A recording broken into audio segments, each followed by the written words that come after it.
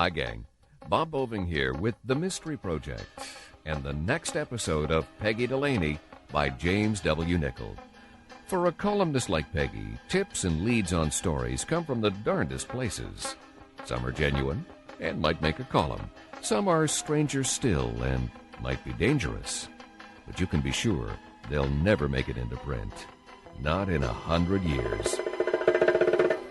Episode 6 of Peggy Delaney, a story called Casablanca, starring Kyra Harper in the title role.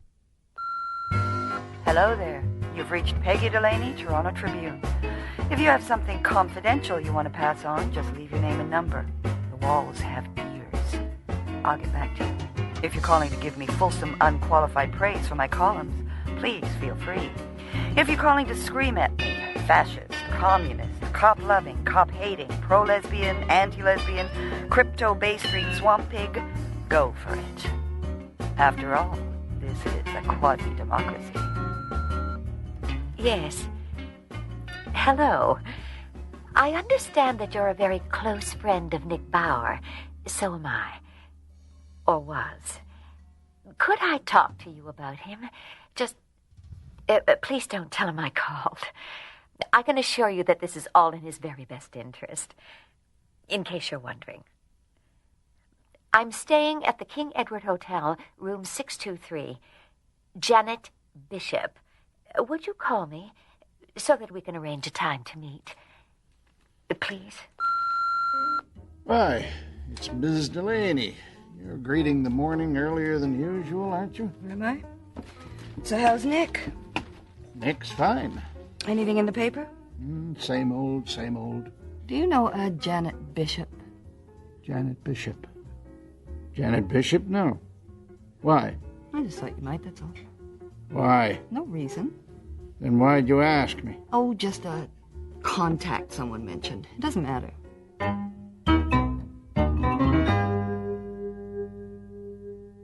Thank you so much for coming. Oh, that's all right. I was born curious. And that's why you're a newspaper woman. Let me take your coat. Newspaper man. I prefer newspaper man. One of my little idiosyncrasies. I would have thought newspaper person. I just as soon jump out that window. Oh. Well, don't. Sit down, please. Is this a smoking room? No. Could it be? Oh, I suppose. I'll get a glass. So, I mentioned your name to Nick. Did you? I thought I asked you to be discreet. Here you are. Thanks. He's a friend. He didn't know a Janet Bishop. No, of course not. You knew I'd talk to him first. Well, it was a possibility. Now I can see it was more than a possibility. Well, I'm really curious now. So who are you? And what do you want with my Nick? As I said, nothing bad. Well, that's not true. It may be upsetting. My name's Barbara West. Are you sure? Yes. And if I said Barbara West to Nick? Well, that's the problem. I don't know. That's why I wanted to talk to you first. Maybe he would have thrown a chair against a wall. Maybe he would have just laughed. Maybe he'd have gotten plastered again. So, you knew him back in his drinking days? Oh, yes. Over 20 years ago. 20 years. Maybe I'm flattering myself. Maybe he wouldn't even remember me. What do you think? I think he'd remember you. I think you'd knock his socks off. What's Nick told you about his days in Paris? Not a lot. I've often wondered why. Foreign correspondent for the New York Times, then headed up UPI's bureau there. He was flying high, a major player with a great career in front of him. Then he ran into some trouble with the U.S. ambassador. UPI gives him the sack, starts to drink, and so on and so on. I'm not here to talk about Nick to a stranger. I thought that's what you wanted to do. Trouble with the U.S. ambassador. Interesting way of putting it. But it's not true. It wasn't the ambassador he had trouble with. It was the ambassador's wife. It was me. No kidding. Good old Nick. Yes.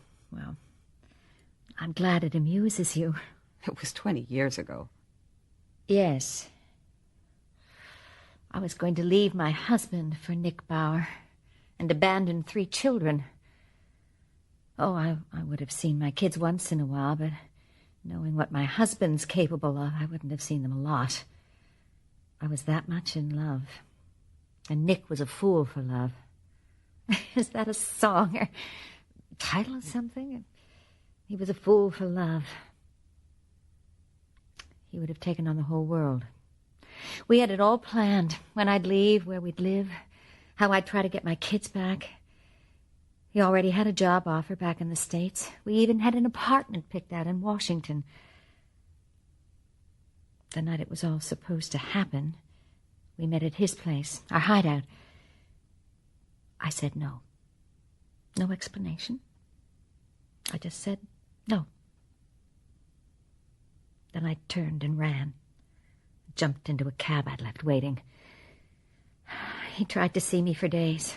I wouldn't talk to him. I wouldn't see him. And then he went crazy. So, that's what happened.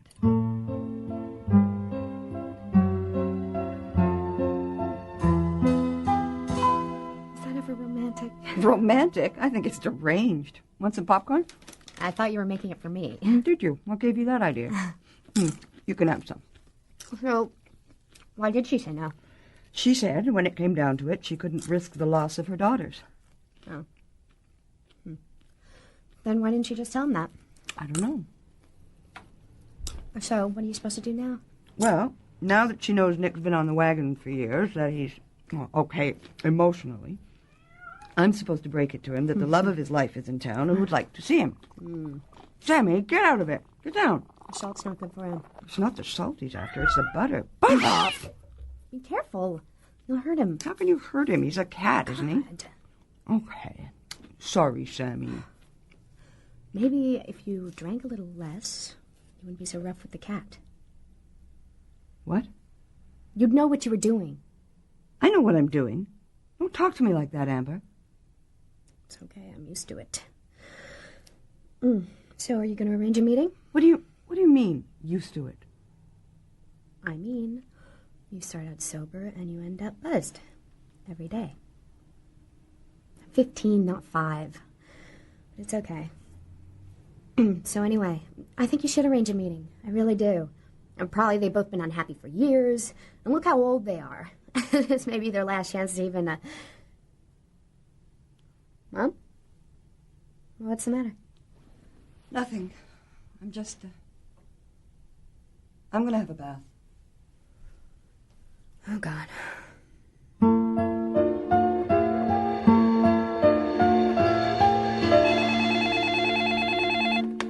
Cinderella Cleaning, where everything comes out Snow White. What? What? Oh, it's you. That doesn't make any sense, Bernie. Sure it does. It's kind of a Walt Disney thing. But you don't want everything to come out white. You want it to come out whatever the original color was, don't you? What are you calling me for? Well, I don't know. I see. Well, maybe when you know, you could call back. Just... something happened last night. Nothing much. It's stupid, but... it got to me, you know? Uh-huh.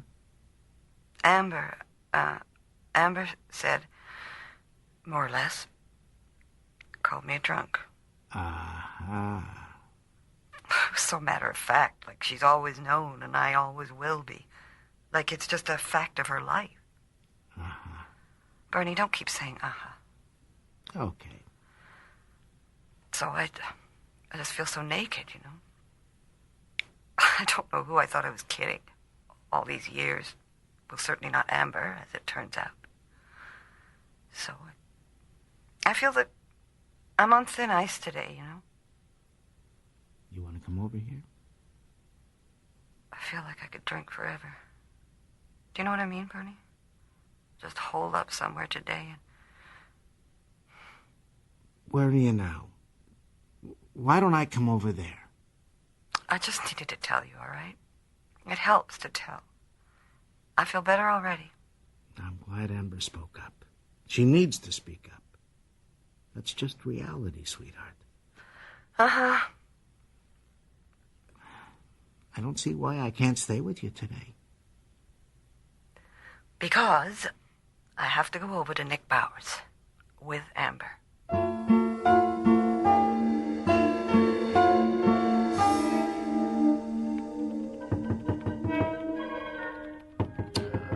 the hell is that? Coming.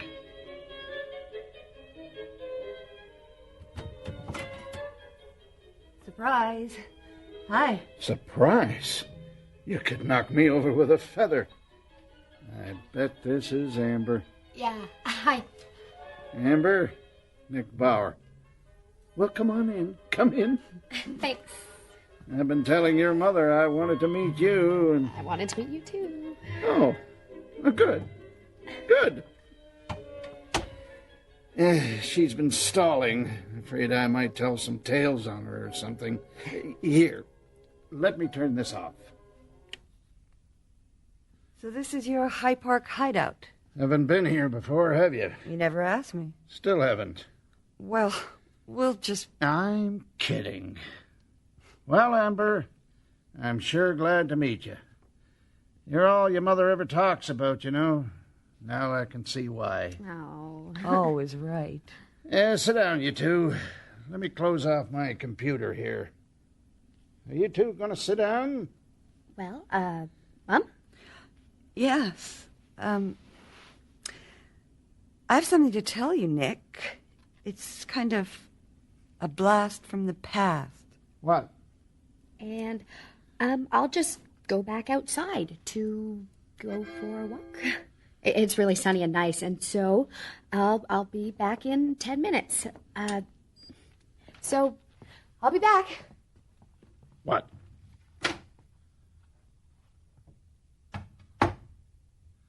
Okay, Delaney. What's going on?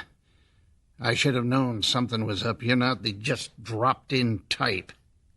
It's just I got this call from somebody staying at the King Eddie Hotel. Amber thinks this is all very romantic, like Casablanca. Well, actually, she's never seen Casablanca. I think it's like that. Would you just... Okay. Well, I'm not even sure I should be doing this. Why doesn't she have the guts to just look you up? But Amber thinks I should help, so I'm helping. How long do I have to wait for this help? All right. Barbara West is in town. She wants to see you. We left it that I would... Nick? Are you okay? Barbara West, you say? Uh-huh. She told me... I don't want to know what she told you. She wants you to call her. She said she really needs to see you. Why? I don't know. She wouldn't say. In case you're wondering, she's still beautiful. Yeah? Well, I'm almost 60 years old. I'm falling apart.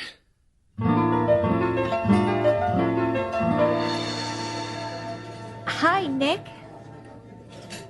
Barbara West. Mm-hmm. I was beginning to think you were going to stand me up. Oh? Well, I'm just not as fast as I used to be. It took me 2 days to decide to call you. I guess loitering around outside the hotel for a half hour isn't so bad. No. I was trying to decide whether to kiss you or not when I saw you. Whether I could kiss you. Carried off. I decided not to try. Good evening. Would the gentleman like something to drink? No. The gentleman would like a very strong, regular coffee, though. Yes, sir. That's different. Everything's different. You look good. No, I don't. So, 20 years. I think last time I saw you, you slammed a cab door in my face. Last time I saw you, you were drunk as a skunk standing in our yard screaming my name. I've often wondered. Was your husband home that night? No, he was in Washington. Uh-huh. So listen, I've been trying to figure out why you're here, Barbara. You're still angry, aren't you? What? For something 20 years ago? Are you kidding? Your coffee, sir. Great. And are we ready to make our selections? No, we're not. Freshen up your drink, madam. That's probably a very good idea. Thank you. Nick, believe it or not, I'm so sorry for everything. What the hell's that? Just a violinist. Look, if that's why you came up here, to say you're sorry, it wasn't worth the trip. It's ancient history. I'd almost forgotten about it, you know. Thought I had. But I won't kid you. When I heard your name, everything came back in a rush. So let's be kind to each other, okay? It's just what happened a long time ago. You don't know what happened. That's because you went incommunicado on me, Barbara. But I could guess when push came to shove, you were afraid you'd lose your girls to your husband. It was a better deal to lose me. That was your best guess? Uh-huh. You were never much of a guesser, Nick. I was pregnant. What? Pregnant. Just relax, Nick. I'm not pregnant now. What do you mean? You were pregnant? With my child? Barbara? What do you mean? Well, that was the problem. For God's sake, why didn't you tell me? Shh, Nick. Just stay calm, okay? I have a lot to tell you. Please don't go crazy. Tell me. What you have to tell me. Then I'll decide whether I'll go crazy or not. I was as much in love with you as you were with me. Maybe more. Because I had so much more at risk. I was serious about starting a new life with you. Then why didn't you? Because I didn't know who the father of the baby was. Oh, Jesus. I know I told you Edward didn't think of me sexually anymore, and that was true. He didn't, most of the time. He was too busy with his whores. But I was his wife, I was there, and I couldn't keep avoiding, saying no, he would have suspected. So it happened once or twice. But I was on the pill. And then the doctor said I was pregnant, and I didn't even know by whom, and I didn't know what to do. I couldn't abort a child for having the wrong father, could I, Nick? I couldn't do it. And I couldn't run off with you if it was my husband's child. It would have been ludicrous. So I froze. I just didn't do anything. And then you left for London. You should have told me. I know. Nick, remember how you said one night if we ever wanted to have children of our own, we'd have to think long and hard because your family had a kind of ghost haunting them down through the generations, a type of hemophilia with the Gilbert and Sullivan name, that's how you put it. Von Willebrand's disease, remember? So, when the baby was born, I had him secretly tested right away. He carries that dominant gene. He's your son. Oh, don't do this to me, Barbara. Don't do this to me.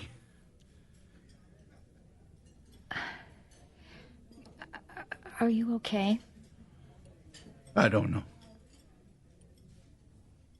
His name is Byron. I didn't say anything. Not before he was born, not when I did the blood test, not in the intervening 20 years. I lived my life as an ambassador's wife, at least in name. I raised my 3 daughters and my son, and I said nothing. Nick, he was born healthy, but he's a carrier. Do you understand what I'm saying? Probably. But tell me. My son, Our son is going to be married this spring. They want to have children, lots of children, so they say. So I had to tell him. Yes. Because they can't be having children and not be aware of the medical history, that their baby might have hemophilia, bump its head, and maybe die before they were even aware anything was wrong. Could they, Nick? Could they? Why didn't you say what was going on back then? Why didn't you have the guts to say you were pregnant and you didn't know by whom? At least tell the truth and live by the truth, for God's sake. You didn't give anybody an opportunity, your son, your husband, me, to deal with what was true, to find the right way, to respect everybody's right to know in this mess. It's a hell of a mess, Barbara. It's worse than that. Byron's going to tell Edward the truth. He refuses to live a lie all his life, as I've done, he says. But first, because he's so bull-headed, and honorable, and just so mixed up about all this, he insists on meeting you. He said he would trace you and do it alone, or do it with me. He's here in the hotel now. Oh, no. I'm fighting for his love, Nick. I'm afraid he's going to hate me forever. Talk to him. Explain to him. Be on my side. Don't let me down. Explain what? How we loved each other. And how his mother was a moral coward, preferred the safety of a joke of a marriage and money and official residences and staff to the truth and to me? Why do you think, after 20 years, that you can come here dressed in your designer clothes and your West Palm Beach tan and do this to me? He's not my son. Maybe in blood, but that's all. He's Edward's son for 20 years. I don't have a son. And a drink for the lady. And have we decided? No. No.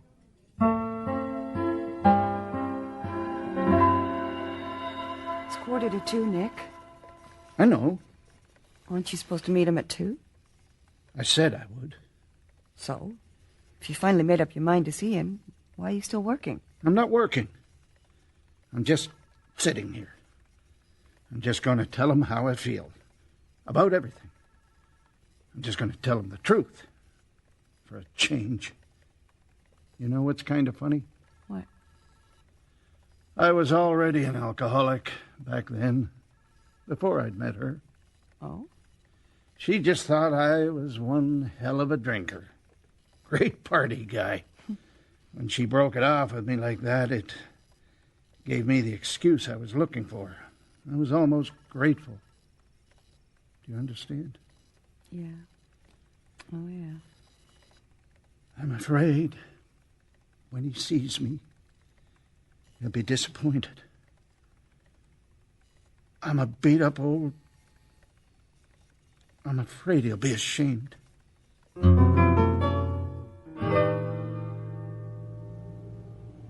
Is that ever sad? Sad? Think so? I don't know. Nick says the kid looks just like him when he was 20. Dark and handsome. Well, we'll just have to take his word on that one, won't we? Popcorn? Yeah, thanks. And really polite. He kept calling him sir. American kids are like that, though. Well, some of them anyway. Can you imagine all the mixed-up emotions Nick must have been feeling just looking at that kid? If only that woman had told the truth. His whole life would have been different. So would his son's. It would have changed everything. I don't know, given the circumstances. What circumstances? Oh. Something Nick told me. Bernie called. Oh? Yeah. A couple of days ago, he wanted to know how you were. That's weird. I'm fine. No, you're not. Anyway, he told me that you told him what I'd said to you. Oh. That was nice. I just feel sorry, that's all. If I've put you through whatever. You don't know? Of course I know. It's not much fun. Trying to relate to someone who's half pissed all the time. Do you want a coffee or something? Well, it's the truth. Bernie told me to keep right on your case. Well, Bernie's wrong. It's not your responsibility. It's mine. It affects me. I know. The thing is, I'm really ashamed that I can't control it, you know. He said not to listen to any excuses. Oh, well, Bernie's a regular little font of wisdom, isn't he? Look, this is not a good conversation for me. I'm going to get that coffee. Want one? You're an alcoholic, Mom. That's all. I've been wanting to say that for a long time.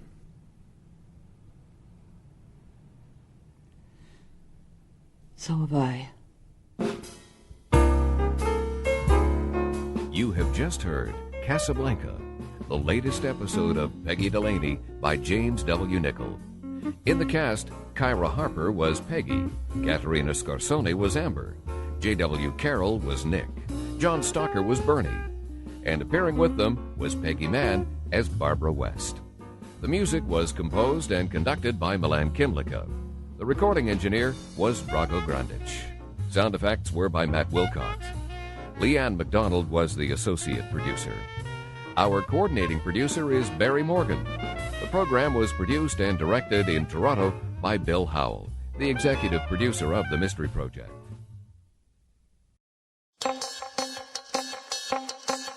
Hi, gang. Bob Boving here with The Mystery Project, where our series is Peggy Delaney, written by James W. Nichol. Reality and denial are close companions when Peggy tries to address her drinking problem. She also finds a parallel in her search for a story. But there, the results are tragic. Condition Zero, Episode 7 of Peggy Delaney, starring Kyra Harper in the title role. I really enjoy your columns. Oh, well, thanks, Doctor. Actually, I'm not a doctor. No, I knew that. I'm just, I keep threatening to finish up my PhD, but then I keep having kids. So, I'm just David. Okay, David. Can you smoke in here? Surprisingly enough, yes, you can. That's why I have this ashtray. Big as a manhole cover. Most of my clients smoke like fiends. Well, it goes together, I guess. Seems to. Nicotine is a stimulant. Alcohol is a sedative, like uppers and downers. Great. What's great is you're here. Obviously, you're motivated to do something about your drinking. Yes. Good. So, first off, a bit of history. Mm-hmm. Can you remember approximately how old you were when you had your first taste of alcohol? I was, 13. And when was the first time you became inebriated on alcohol? 13. And then I went from there. And how old are you now? I was afraid you were going to ask me that. Crowding 40. So that's what, 27 years? 26. And sitting in this corner, Ms. Peggy Delaney of the Toronto Tribune. Hi there, Charlie. You weren't in this morning. No, I wasn't. I had, something else to do. Wondered. Did you? By the way, thanks for everything. Oh, that's all right. What? Spiking my orange juice every morning, my coffee at noon, doubling up on drinks so I didn't have to ask for a double in front of anyone. You've been a pal. Okie dokie. Feel kind of bad. Think a lot of Peggy Delaney. Wouldn't want to see her kill herself, that's all. Oh, well, you bet. So, what can I get you today? I think a lot of you too, Charlie. That makes two of us. Yeah, I'll have a coffee. One special, Peggy Delaney. No, just a coffee. Straight coffee. I've quit. You know, demon booze, over, kaput. Peggy Delaney? Yep. Oh. You bet. One genuine coffee coming up. Well, this is easy. Lead pipe cinch. Why didn't I think of this before? Just take it one day at a time. 1 hour at a time. 1 minute at a time. Coffee, Charlie. Well, Fancy meeting you here. Hey, Nick. So, what are you up to anyway? Looking for a column? I'm desperate. Well, you're always desperate. 3 a week, week after week after week. That's the gig. Yeah, but doing it sober? Sober? What? Have you quit? Uh-huh. Yeah. The stupid thing is, I don't even know whether I can still write. Are you in a program? Mm-hmm. But I've got the shakes.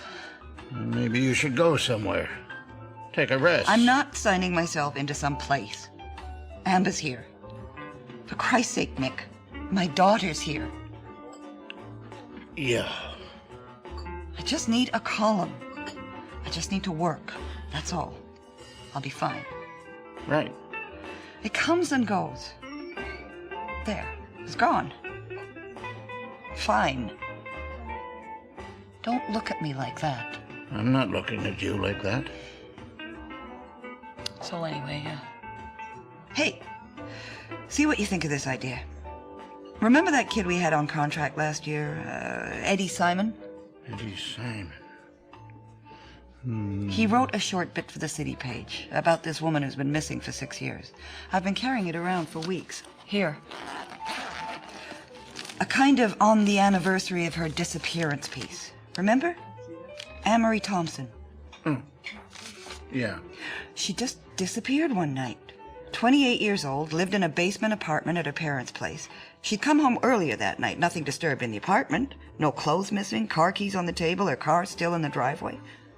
But she was gone. Her parents are still looking for her. It's kind of heartbreaking. I bet. Not your kind of story, though, is it? Hearts and flowers? A weepy? No. I keep looking at her face and then multiplying it by a few thousand.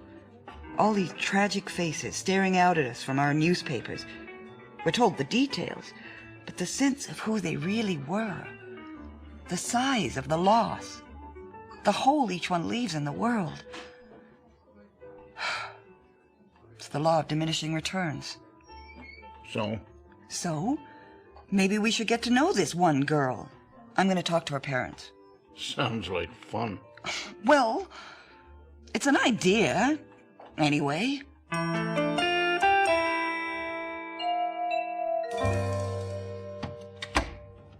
home. Mom? Oh, hi. Oh, hi. So, how'd violin practice go? Okay, I guess. What are you doing? Playing solitaire. Oh. Just something to do, I guess. Killing time. Well, I'm stuck. Actually, I hate this game. I hate its guts. I'd just forgotten how much. Mm-hmm. Do you want to eat in or out? I don't care. In. I'll make it. So, did you see that guy today? That guy? Yeah. He was great. Oh, that's really good. Yeah. Good. So, what's he like? He's like a guy from Barbados. Oh? David Cochran by name. I thought we were going to do all this psycho stuff. I was looking around for the couch, but he doesn't do that. I was kind of disappointed. I had all sorts of stories I wanted to tell him. But he says, Well, that my drinking is a primary illness or something, you know? It's not just a symptom of something else. So it just comes down to total abstinence. Strategies to avoid, stuff like that. I have to go there every day, well, for now. I told him you were the one who called me an alcoholic. So I really had to make sure I did something about it. I'm really, really glad, Mom. I really am. I know, sweetheart. Me too.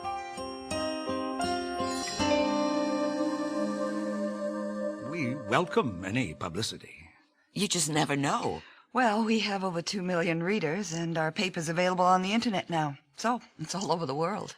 Well, that's just wonderful. She's living somewhere in the States.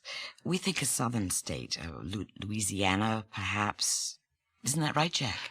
We've been concentrating on Louisiana over the last year. Her picture is in just about every police station. Well, maybe I'm exaggerating. But we're down south 2 or 3 times a year, driving all over, searching for her.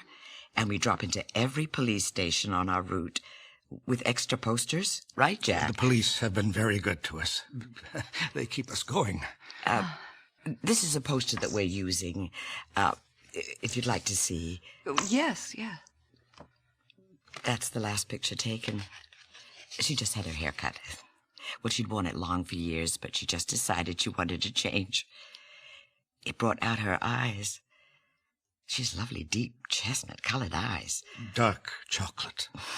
Jack calls them dark chocolate, but there's more shine to them than that. A beautiful chestnut color. You see? It says chestnut on the poster. Yes, she's lovely. She got her hair cut for him. For who? Oh, for the man she fell in love with. The man she ran away with. She got it cut for him.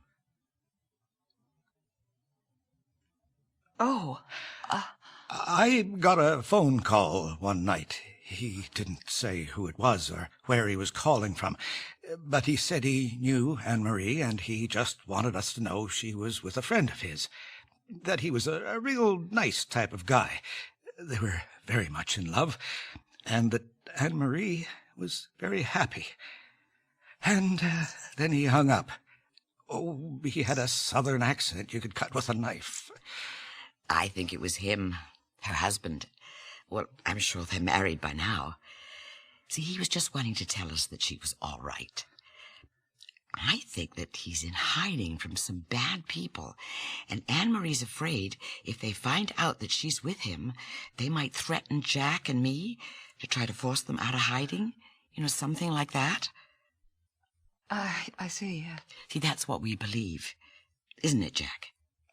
That's what seems to make the most sense. Uh-huh. I didn't realize you knew she was in the States. Oh, yes. In fact, we're probably grandparents by now. We even have names for them, don't we, Jack, eh? Sue Ann and little Bobby. Of course, we have no way of knowing, I mean, for sure. No. I'm on yard duty, so I should stay outside. I hope you don't mind. No. Jerry, stop throttling Roman. Now! Sorry. Oh, it's all right. I only have one question, really. Mr. and Mrs. Thompson said you were Anne-Marie's best friend. Well, one of them, I guess. She had a lot of friends. Loved to keep busy. Loved people. Was she a good teacher? Jerry, I am watching you. Yes. The best. The kids adored her. God, it's the saddest thing. I still can't believe it. I feel so sorry for her mom and dad. Yeah, me too. They think Anne-Marie's still alive, living in Louisiana in secret, happily married with 2 children. I know. I used to go over there, but I had to stop. I found it too... Jerry! Depressing. There isn't any chance they are right, is there, that she did run off with someone? I don't think so.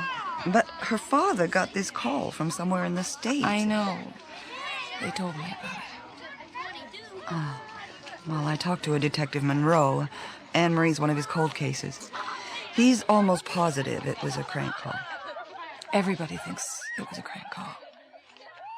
Except her parents.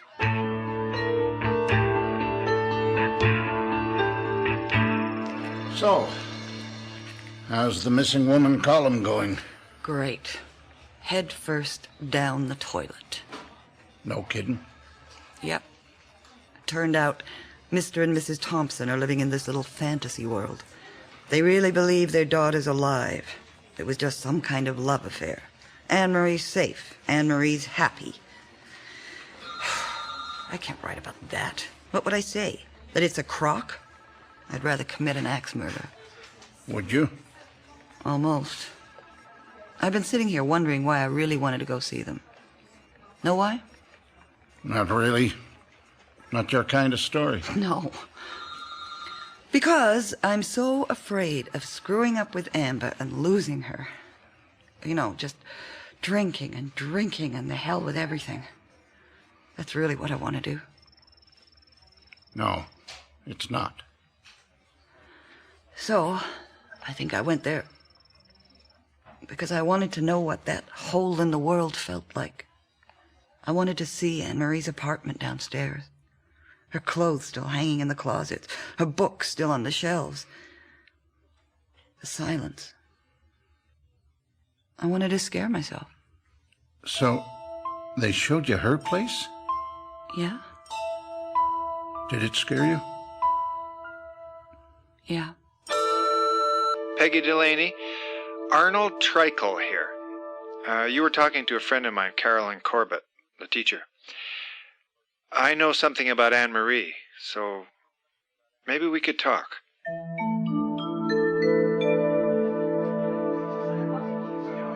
Can I get you a drink? Oh, no, I'm fine.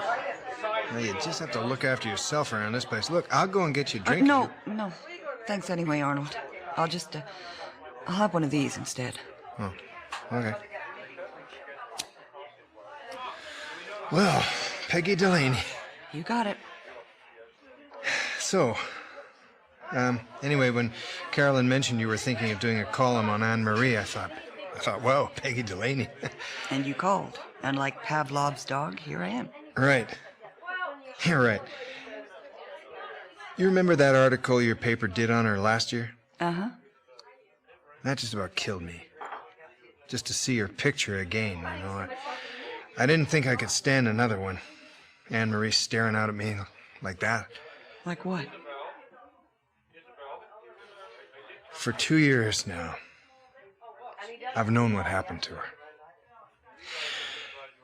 And I am really tired of being the only one who knows. Then why didn't you tell someone? Because it was too late. It was 4 years too late. I mean, the parents have got this thing worked out. This fantasy? Yeah, so it was easier to do nothing. It was kinder. At least I thought so, anyway, but now I don't know.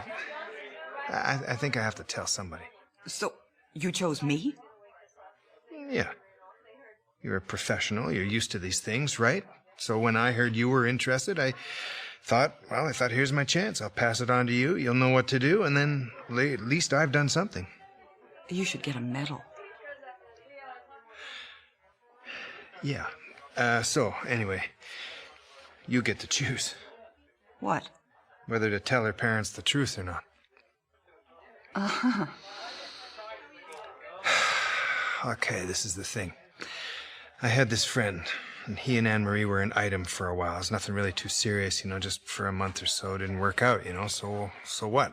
Happens all the time. But anyway, a year or so later, she calls up Danny. That was his name. Mm-hmm. Just out of the blue, says she wants to meet him. So they meet.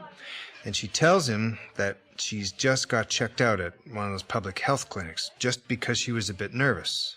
I mean, everybody was getting tested. Hell, I've been tested twice. So, anyway, she didn't expect anything, but she came up HIV positive. Oh, God. Yeah. Oh, God. So, There she was. She's trying to contact every man she's ever been with just to warn them, suggest they get tested too. But you see, years before, maybe when he was 18 or something like that, Danny had been in a car accident. A lot of internal bleeding, lots of transfusions. Tainted blood. Yeah, that's what Danny figured. It had to be that, because it takes quite a few years for things to develop. And when he got tested, he didn't come up HIV positive. He came up in the first stages of AIDS. Oh. See, he was a carrier. He'd probably given it to her. Hadn't he been sick? Well, the flu, that's what he thought. Just some flu he couldn't get rid of.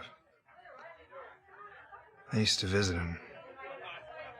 He was in this palliative care unit till near the end. He died over 2 years ago now. He was looking like a cadaver already. You know that? And that's when he told me the story. And I said to him, Jesus, Danny, why didn't you say something when he went missing, when she went missing? Why didn't you tell the police what you knew? And you know what he said? He said, the hell with him. The hell with everybody. Whatever she did what was best for her. That's what he said. What was I supposed to do with that? So I just need to ask a question or two more. Then, Oh, you go right ahead. Okay.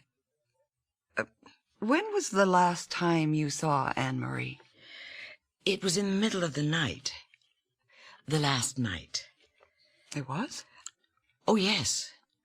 Wasn't it, Jack? You saw her, dear. I didn't. We were both sleeping, and something made me wake up. And there was Anne-Marie standing just inside our door. Well, I said, "What's the matter, darling?" And she said, "Nothing, Mom. Just couldn't sleep. I thought I heard a noise. Go back to sleep." Well, I listened. I didn't hear any strange noise either. Other than Jack, he was still sleeping. Snoring away. I thought her being in our room a little strange, but she wasn't alarmed or anything.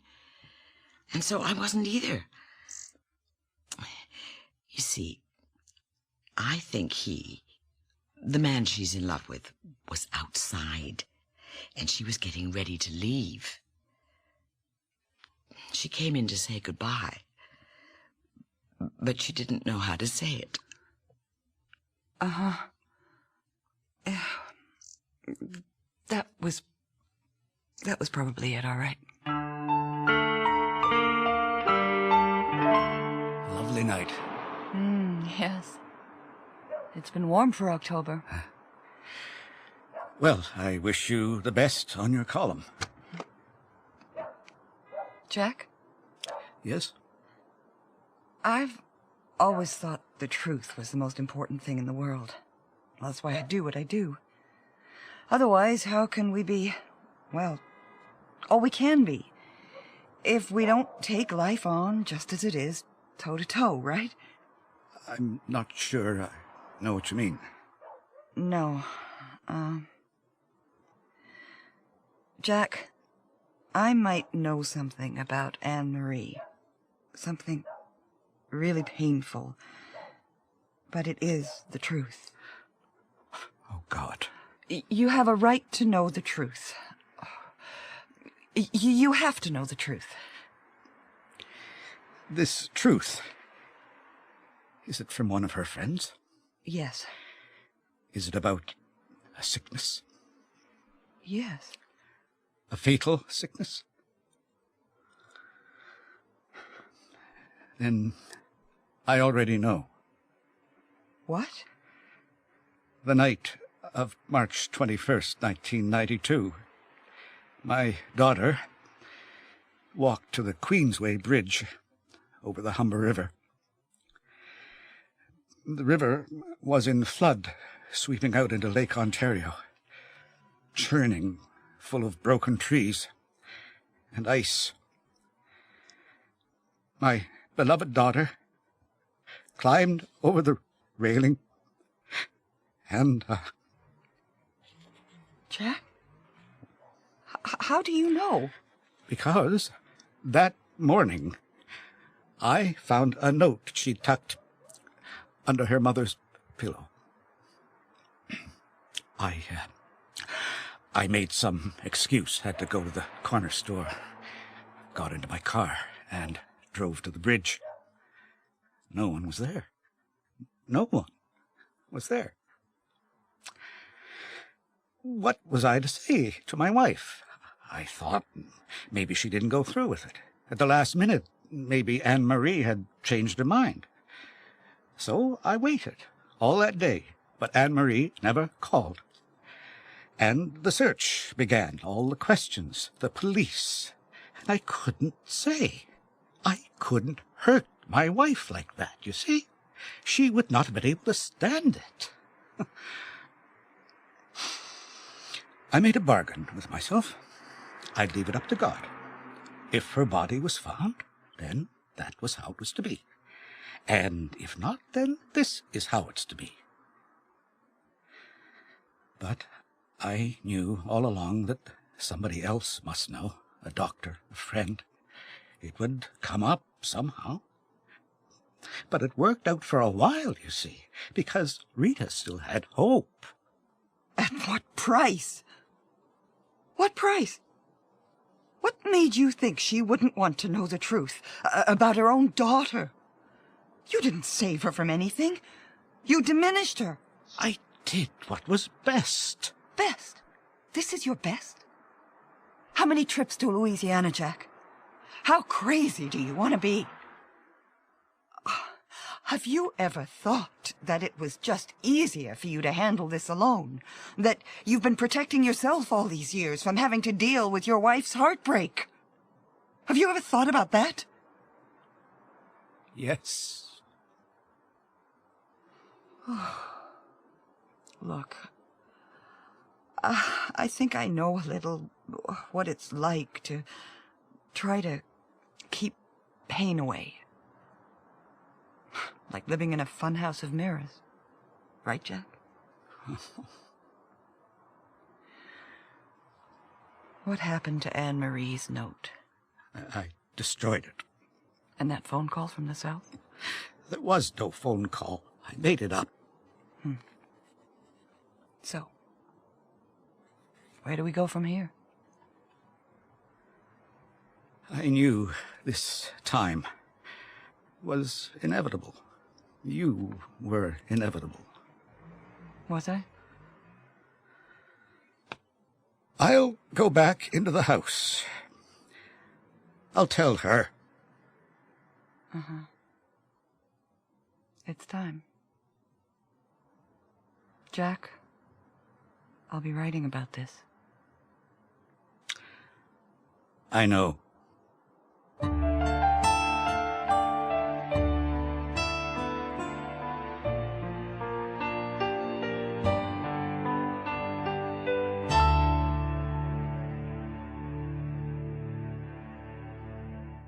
You have been listening to Condition Zero, Episode 7 of Peggy Delaney by James W. Nichol. Kyra Harper played Peggy. Katerina Scorsone was Amber. John Stalker was Bernie. J.W. Carroll was Nick. William Colgate was Charlie. Philip Aiken was David Cochran. David Hughes was Jack Thompson. Don Greenhall was Rita Thompson. Brenda Bazinet was Caroline. And Jeffrey Bowes was Arnold. The music was composed and conducted by Milan Kimlicka. The recording engineer was Drago Grandich. Sound effects were by Matt Wilcott. The associate producer was Leanne McDonald. Our coordinating producer is Barry Morgan. The program was produced and directed by Bill Howell, the executive producer of The Mystery Project.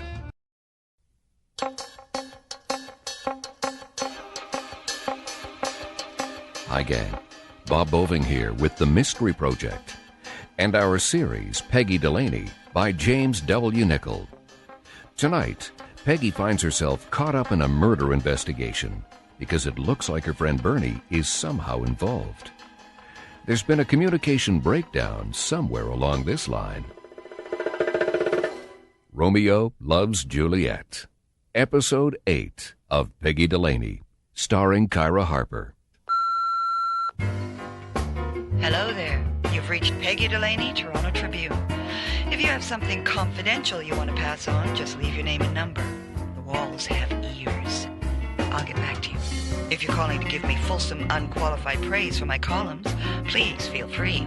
If you're calling to scream at me, fascist, communist, cop-loving, cop-hating, pro-lesbian, anti-lesbian, crypto-Bay Street swamp pig, go for it. After all, this is a quasi-democracy. Hi, kiddo, it's me. Why don't you drop around as soon as you can? I've got reporters all over the place. I feel sick. I'm in trouble. Have a nice day. Thanks.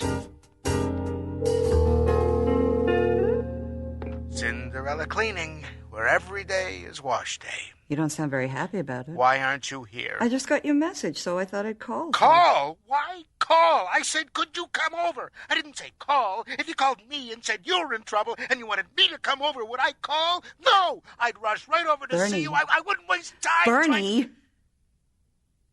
Are you all right? No.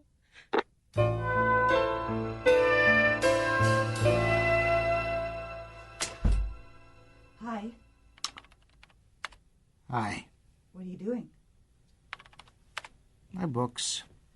I don't see any reporters. That's because they're staking out my apartment. Why? Because, some old fag got murdered in my building today. Some old fag? That's not a very nice way to put it, is it? Oh, particularly since I'm an old fag, you mean? No, idiot. What's the matter with you? Bernie, what's wrong? Now you're going to clam up after I nearly broke my neck getting over here? You look pale. You know, you don't look very well at all. Thank God you brought some secondhand smoke with you. I should be feeling better any second. You knew this guy, is that it? Okay. Why are you in trouble? I didn't know him. I knew him to see him. He's lived in the building forever. Thomas Eckert, retired civil servant or something, in his 60s. Mm-hmm. He was a member of our tenants association for a month or two. But he was useless. He was only there to see if there was someone he could pick up. And he was murdered. And? There's a lot of these murders in the high-rises around here, you know. Mm-hmm. Some poor, old, lonely schmuck wanders around the parks and streets, picks up the wrong young guy. Well, first you sound like you hate him. Now you sound sympathetic. God help me. I don't want to end up like that, that's all. But that's not you. You won't. The kid they've arrested for the murder, he lives at my place. Oh. Yeah. He couldn't have done it. There's no way that he'd ever hurt anybody. I didn't know you were living with someone. I'm not living with him. I've given him a room. It was just temporary. You know, I'm always helping people out. Jesus, half my cleaners are in crisis, or they're going into crisis, or coming out of crisis. You know that. Yes, I know that. He's only 17 years old. I'm not like that. I'm not one of these creeps, you know. I'm not a dirty old man. I'm not an old fag. The cops have been talking to you, haven't they? Doing their number on you. Nothing I didn't expect. Mm-hmm. So, your young friend has been accused of murder, and reporters are around the building. My apartment is sealed off. They're going to search it tonight. And this kid? Oh, what's his name, by the way? Simon. Simon DeVries. And, 17. He was panhandling. He was cold. I said, come on, I'll buy you a hot meal. He just got off the bus, literally, a few weeks before, from some town. He was one of these kids, beat up since he was 12 for being a fairy. He tried to take his own life a couple of times. He has these scars on his wrists. He's like a flame, real brave. and real close to going out. It kind of broke my heart, and so I gave him a place to stay.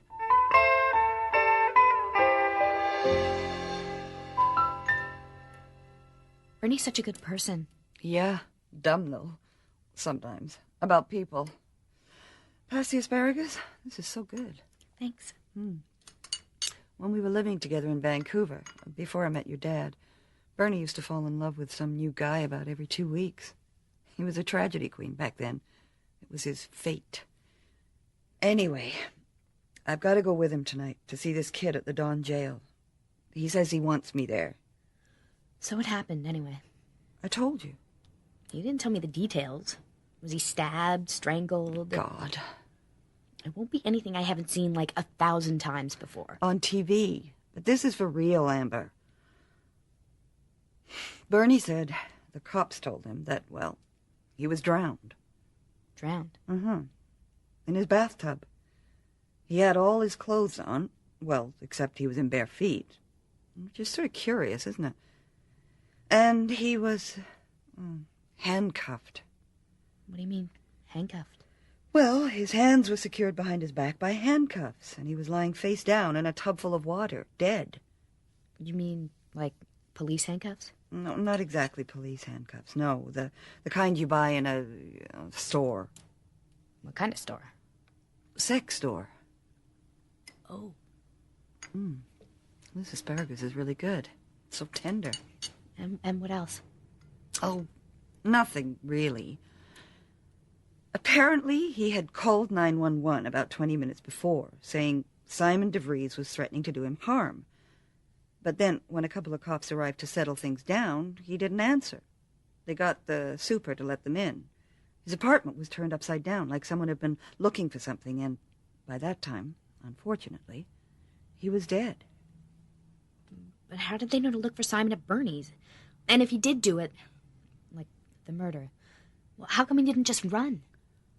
It's all on the 911 tape, according to the cops. It seems Eckert gave them Bernie's apartment number, and he said Simon had just left his place, but was threatening to come back in a few minutes, wanting money or else. After they found the body, the cops went down to apartment 412. Bernie had given the kid a night shift job cleaning offices, so he sleeps during the day. He answered the door. "Are you Simon DeVries?" "Yes." That was that. But that proves he's innocent, doesn't it? Because he was still there. He didn't run. Or that he didn't know Eckert had called 911. Bernie's just too generous. Mm-hmm.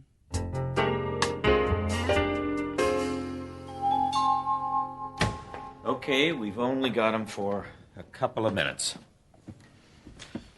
Hi, Simon. Hi, Bernie. This is my friend, Peggy. Hi. Hi. And this is our lawyer, Simon's and mine, J.J. Mars, Peggy Delaney. Hello. The newspaper columnist? Mm-hmm. Is that a good idea? No offense, of course. None taken. She's not here like that. She's here because... to help. Strictly off the record. I'm here strictly as a civilian. A best buddy. Don't worry. Right. Can you smoke in here? I don't think so. So, how are you, Simon? I don't know. I'm sleeping and then I'm arrested for murder. I'm in jail. I keep thinking maybe it's a dream, Bernie. You know, maybe I'm still at your place, you know? Maybe the alarm's gonna go off. Yeah. Me too. It'll be okay. You haven't done anything, and I've got you one of the best criminal lawyers in town. I like to think the very best. So, there you are. Oh, don't cry, Simon. I'm not. Simon, Bernie says you didn't know this Thomas Eckhart. Well, I didn't. I don't know who they're talking about. I just come and go with Bernie. I haven't met anyone. Then, when he called 911, how did he know who you were? And where you lived? I don't know. You're asking questions like he's guilty or something. No, I'm not. It's just... I didn't ask you here to ask questions anyway. This isn't going to work. Okay. I'll shut up. Don't fight over me. I'm sorry. I'm not worth it.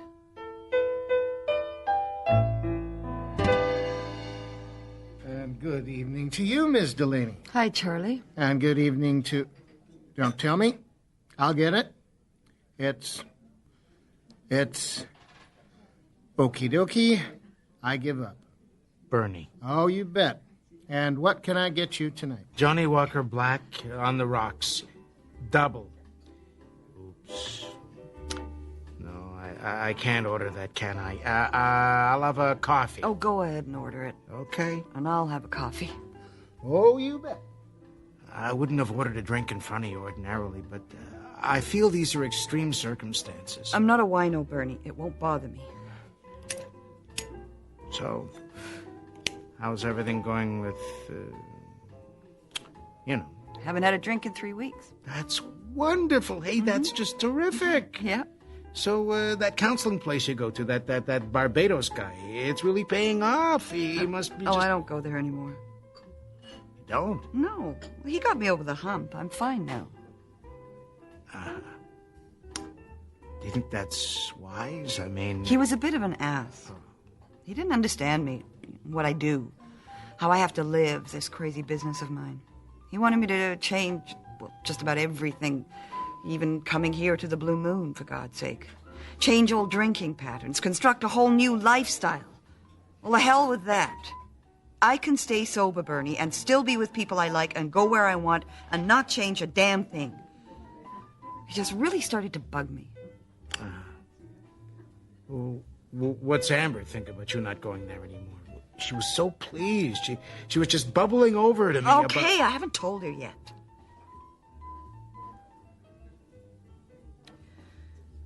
The subject of this evening is you. You and this kid, not me. You're just trying to change the subject.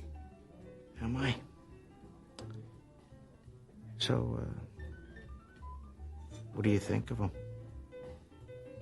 He's really sweet. And really scared. You could tell he could never do anything like that. Not in a million years. Where are you staying tonight if the cops still have your apartment sealed off? Want to stay at my place? I'm going over to my mother's. Oh. Bernie. What? What do you do for sex? What do you do? Nothing much. Me neither. You used to run around all the time. So did you? We're sad, Bernie.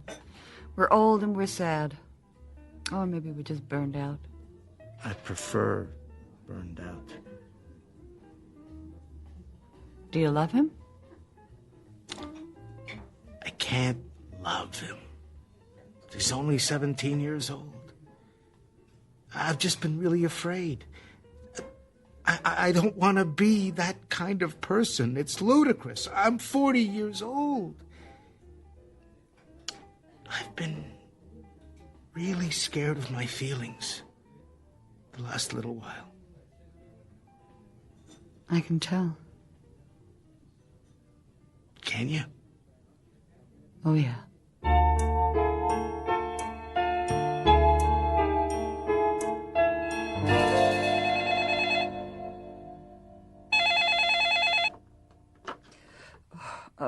What? J.J. Myers just called me. He's been talking to the police. Hello? It's me. It's Bernie. It's after 9 o'clock. What's wrong with you? I'm awake, okay. Bernie? J.J. Myers just called. The cops say Simon's fingerprints are all over Thomas Eckerd's apartment. Oh, Bernie. And the cops found something. In my place. What? He wants me to go over to his office. He wouldn't say.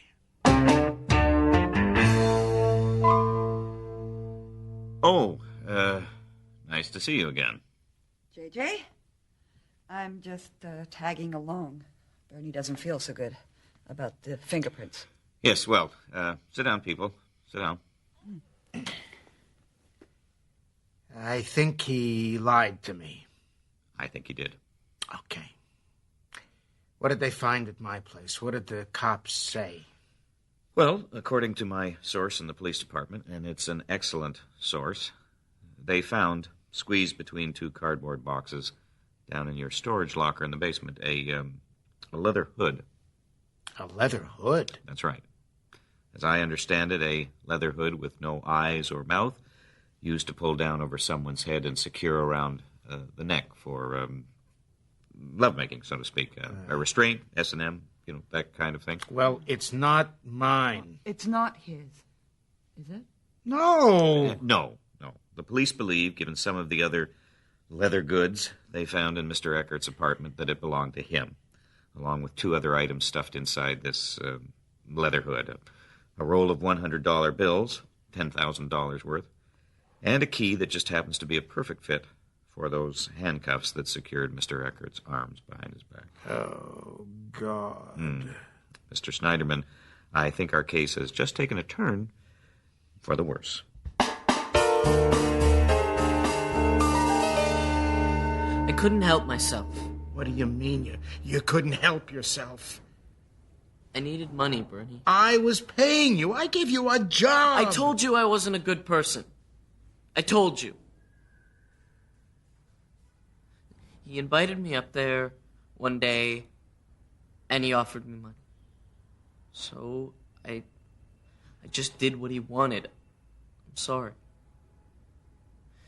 And things got so weird with him, He got so possessive or something. I was disgusted, too. With myself, with everything. It made me sick. So old. So, creepy, Bernie? Yeah. I told him I never wanted to see him again. To drop dead for all I cared. He'd call and call. I couldn't even sleep. I had to leave the phone off the hook. He'd come down to our floor and he'd knock on the door. But I never killed him, Bernie. I was asleep that morning. I never did. Oh, Simon. Believe me, Bernie. I'm trying to. Simon, when was the last time you were in his apartment to leave those fingerprints? About 4 days ago. Just to tell him to leave me alone, And now I'm supposed to believe you? Not if you don't want to, Bernie. Police found this photograph of you in his place. This is a copy. That is you, isn't it? Yes. He took lots of pictures. Gave them to me. I threw them all out. What's this other copy? Oh, it's just the back of the original photograph. There was an inscription. Let's see. For here lies Juliet, and her beauty makes this vault a feasting presence full of light. That was his name for you? Yes. Jesus. Do you know what happened to Romeo and Juliet, Simon? No. They both died.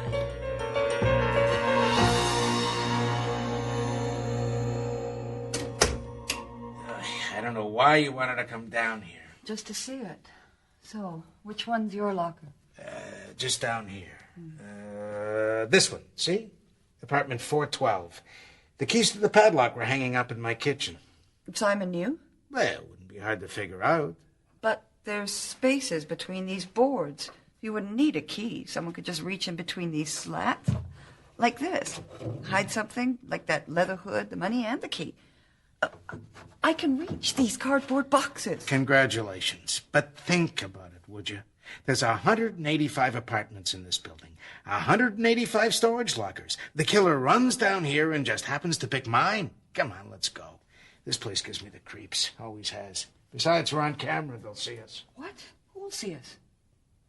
Well, the cops, if they look, they'll think I'm trying to, I don't know, mess with the evidence. Where's the camera, Bernie? There. Up there. See? There's one at the end of each aisle. There's a bunch of them. Did Simon know they were here? I don't know. I didn't. Not until my lawyer said the cops had taken all the videotapes, and I said, what videotapes? See, I knew there'd been trouble with someone breaking into lockers down here, but They didn't tell anyone about setting up these cameras because they figured whoever was stealing could quite likely be a tenant. They didn't want to tip him off, so they hired a security company on the QT. And? And? Well, what was on the tape? Oh, nothing, according to JJ. See, the cameras are light sensitive. They only run when someone unlocks the door and switches the lights on. It's always pitch dark in here, and you have to turn the lights on. And there was no one caught on the tape hiding that stuff? No. How is that possible? Good question. Thanks. And what's the answer, if you don't mind me asking? No, well, that Simon was hanging around the building during the day, and that, though they tried to be discreet, he could easily have seen what the security company was up to. So he simply didn't turn on the light switch. He used a pen light, maybe, or found the locker in the dark. Smart. Yeah. Smart. And how long had that videotape been in the camera? Well, long enough. They replaced them periodically. They were replaced 2 days before the murder. Why? Oh. JJ, Thomas Eckert calls 911 and says Simon is threatening to kill him, right? Right. But if Simon, contrary to appearances, is innocent, who does that leave? Oh, another one of Eckert's freaky little friends. Probably had a stable full. Right. So, you're saying this other guy comes along after the 911 call and before the cops arrive, 20 minutes later. One hell of a coincidence, isn't it?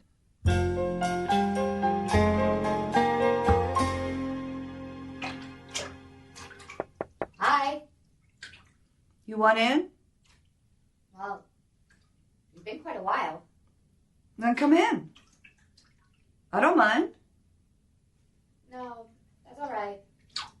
You don't want to see what you'll look like 25 years from now?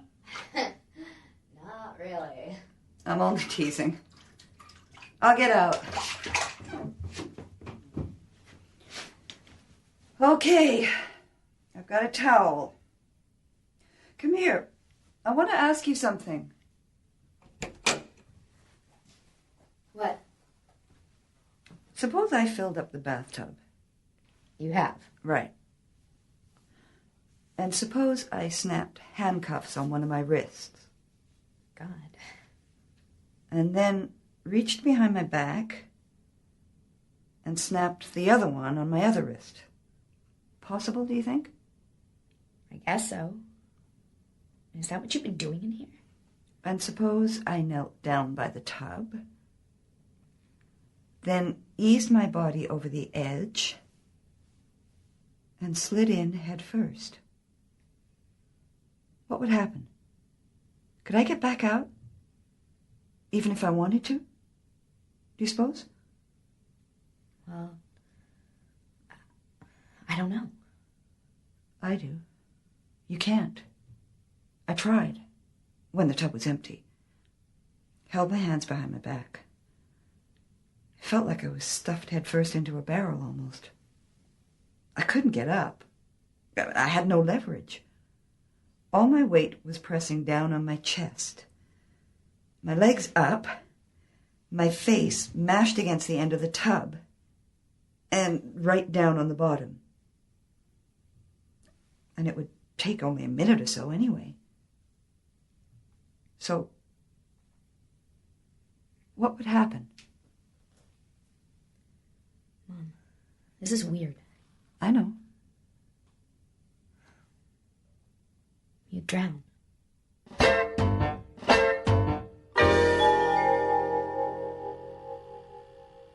That is Thomas Eckert, isn't it? Yeah. Kneeling down in front of your locker. Yeah. Planting the evidence. You know, George, my super, he said, "What are you, crazy? Why do you want to see the old videotape, the one before the murder?" Oh, God. Thomas Eckert, a.k.a. Romeo. When Romeo thought Juliet was dead to him, never to hear her voice again, her touch, her kiss, he killed himself. This schmuck. He wanted to take Juliet down with him, didn't he? Bernie? I think Simon should be okay now. Do you? What makes you think that? He'll do anything anyone asks him to. He's all messed up. Yeah. Unlike you. And unlike me. So, I guess the question is, given that you are in love with him, are you going to be okay?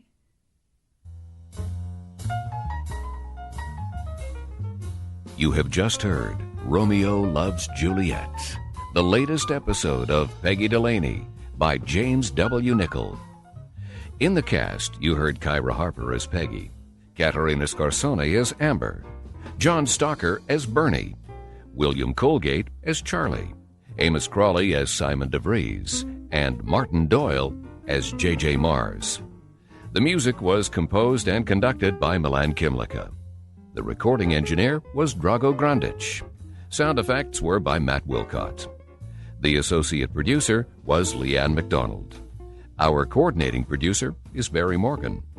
The program was produced and directed in Toronto by Bill Howell, the executive producer of The Mystery Project. Hi, gang. Bob Boving here to unleash The Mystery Project and our series Peggy Delaney by James W. Nichol. Something has slipped in Peggy's resolve to be a better mother to Amber. And at the same time, her newspaper work has put her in touch with someone who's in even more trouble than she is. Kyra Harper stars as Peggy Delaney in Baby Talk, Part 1.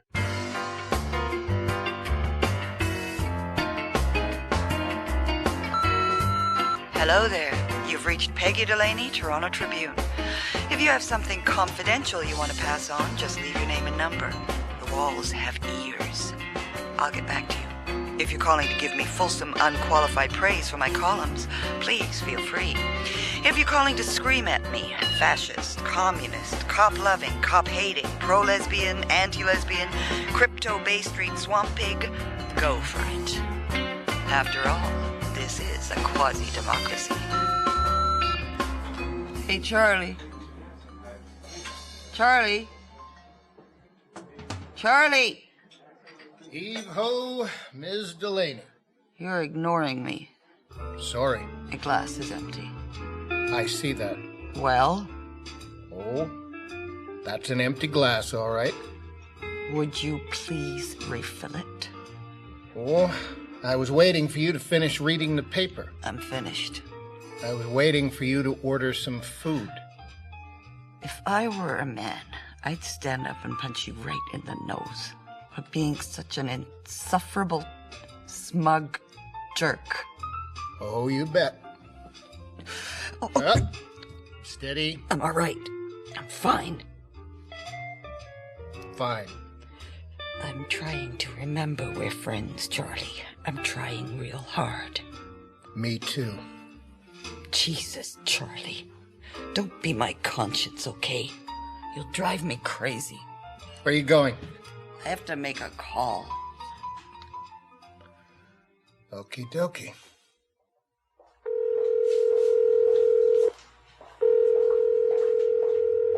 Hello? Hi, honey. It's me. Mom, where are you? It's way past supper. Everything's cold. Is it? Well, I got held up. I don't mean literally held up. I mean, something's come up at work. Last minute stuff, you know. It's 8 o'clock. Why didn't you call? You would have fit that day I didn't call. I forgot, honey. It slipped my mind. Anyway, look, I have to... Well, like, I have to work all night, you know. Are you okay? Sure, I'm fine. Because you sound, I'm just up to my neck in work. So, make sure the door is locked, and I'll see you after school tomorrow, okay? I guess so. I'll see you tomorrow. Bye.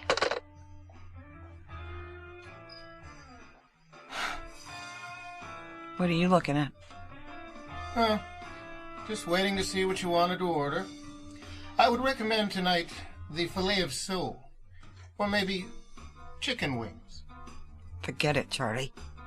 You're a pain in the ass.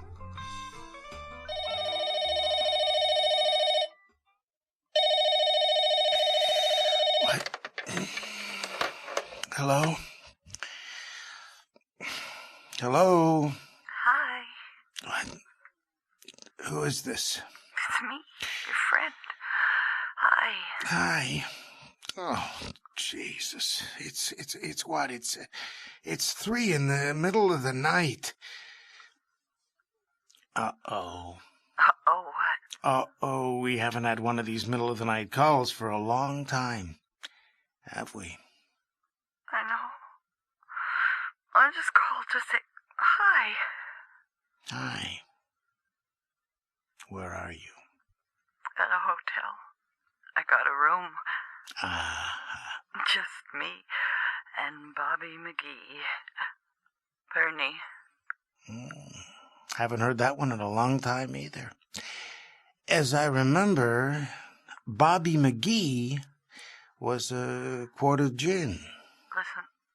Listen. Would you call Amber, please? Would you see she's all right, Bernie? She's at the apartment? Uh-huh. Look, it's 3 o'clock in the morning. It'll just scare her. She'll be all right. You still there? What I didn't want to happen happened. While she was here. You know? I could hear you fall off the wagon all the way from here. Really? No. I feel so bad. Good.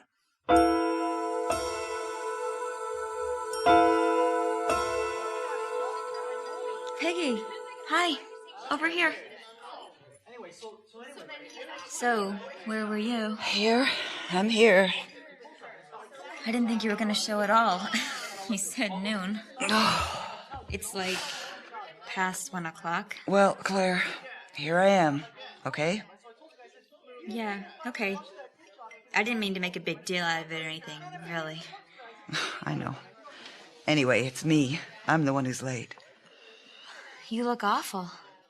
If you don't mind me saying, have you got the flu?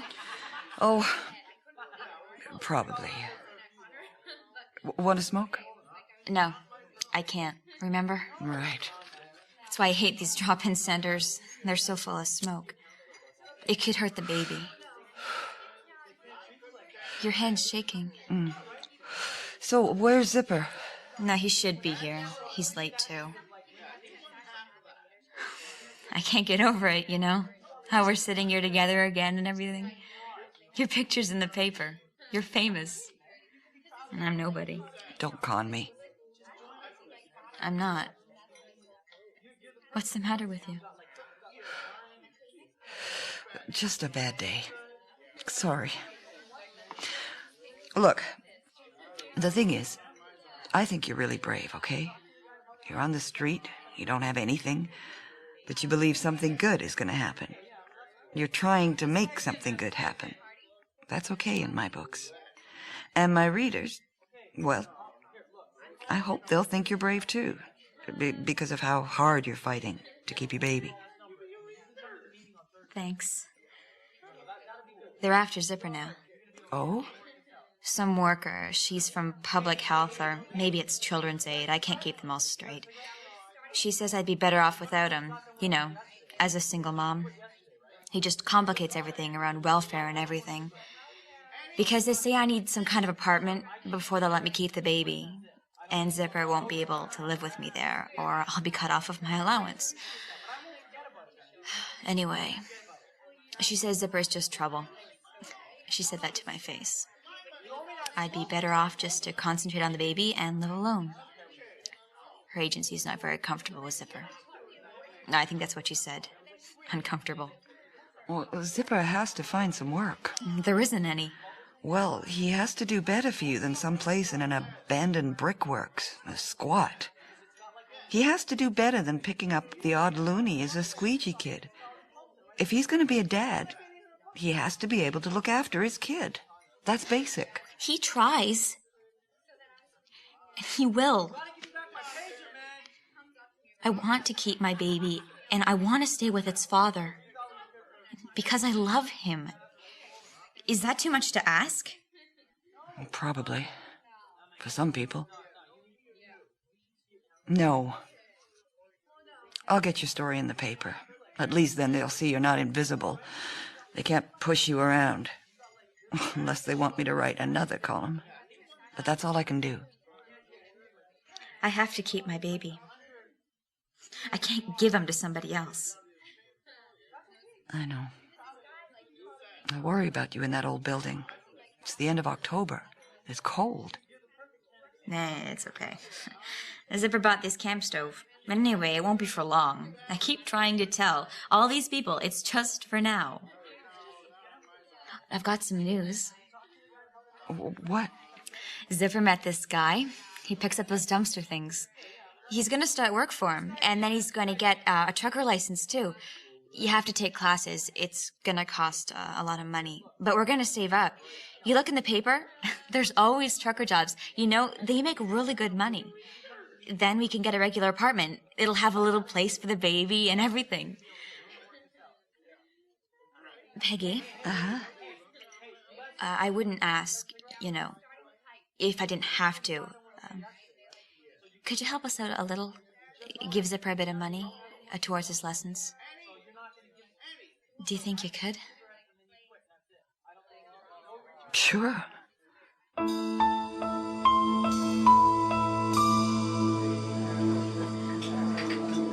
good afternoon to you, Miss Delaney. Nick? Oh. So, what are you up to? A story. Ms. Delaney. Hi, Charlie. Still friends? Oh, you bet. Great. So, can I have a coffee? You bet. Still friends? Charlie and I have this convoluted relationship. Really? So, what story are you on? Oh, well, you know those kids that panhandle out in front of the Trib? Yeah? I got to know them a little. One of the girls stopped coming around. I asked about her. They said she was pregnant. Didn't want to sit on the cold cement. Good for her. So I got interested. What kind of options she might have, or the lack thereof. She's hanging out on Young Street now, near the Rising Sun Youth Center. There's a prenatal clinic there. She's 5 months gone, and she's only 17. Uh-huh. Well, I was expecting she'd be either stupid or hopelessly messed up. Or both. She's neither. She's just unlucky. I like her. Against my better professional judgment, I'm even helping her out with some money. No kidding. Yeah. Well, she really wants this baby, and I think she'll make a good mother. I can tell. How? I can just tell. How? I can just tell, okay? I'm someone who had a sane husband, a house that didn't leak, and a job. And I left my kid before she was 2 years old to pursue a career. So that gives me X-ray vision, Nick. I can see the maternal instinct, the genuine article in others. Where the hell's Charlie with my coffee? You know, you don't look so good. What's the matter? Nothing. The children's aid's all over her, you know. To give up her baby, if she doesn't go through some kind of miraculous transformation. She's only who she is. She's not going to change. So this is a chance for, I don't know, joy. You know, for some radiance in her life. To do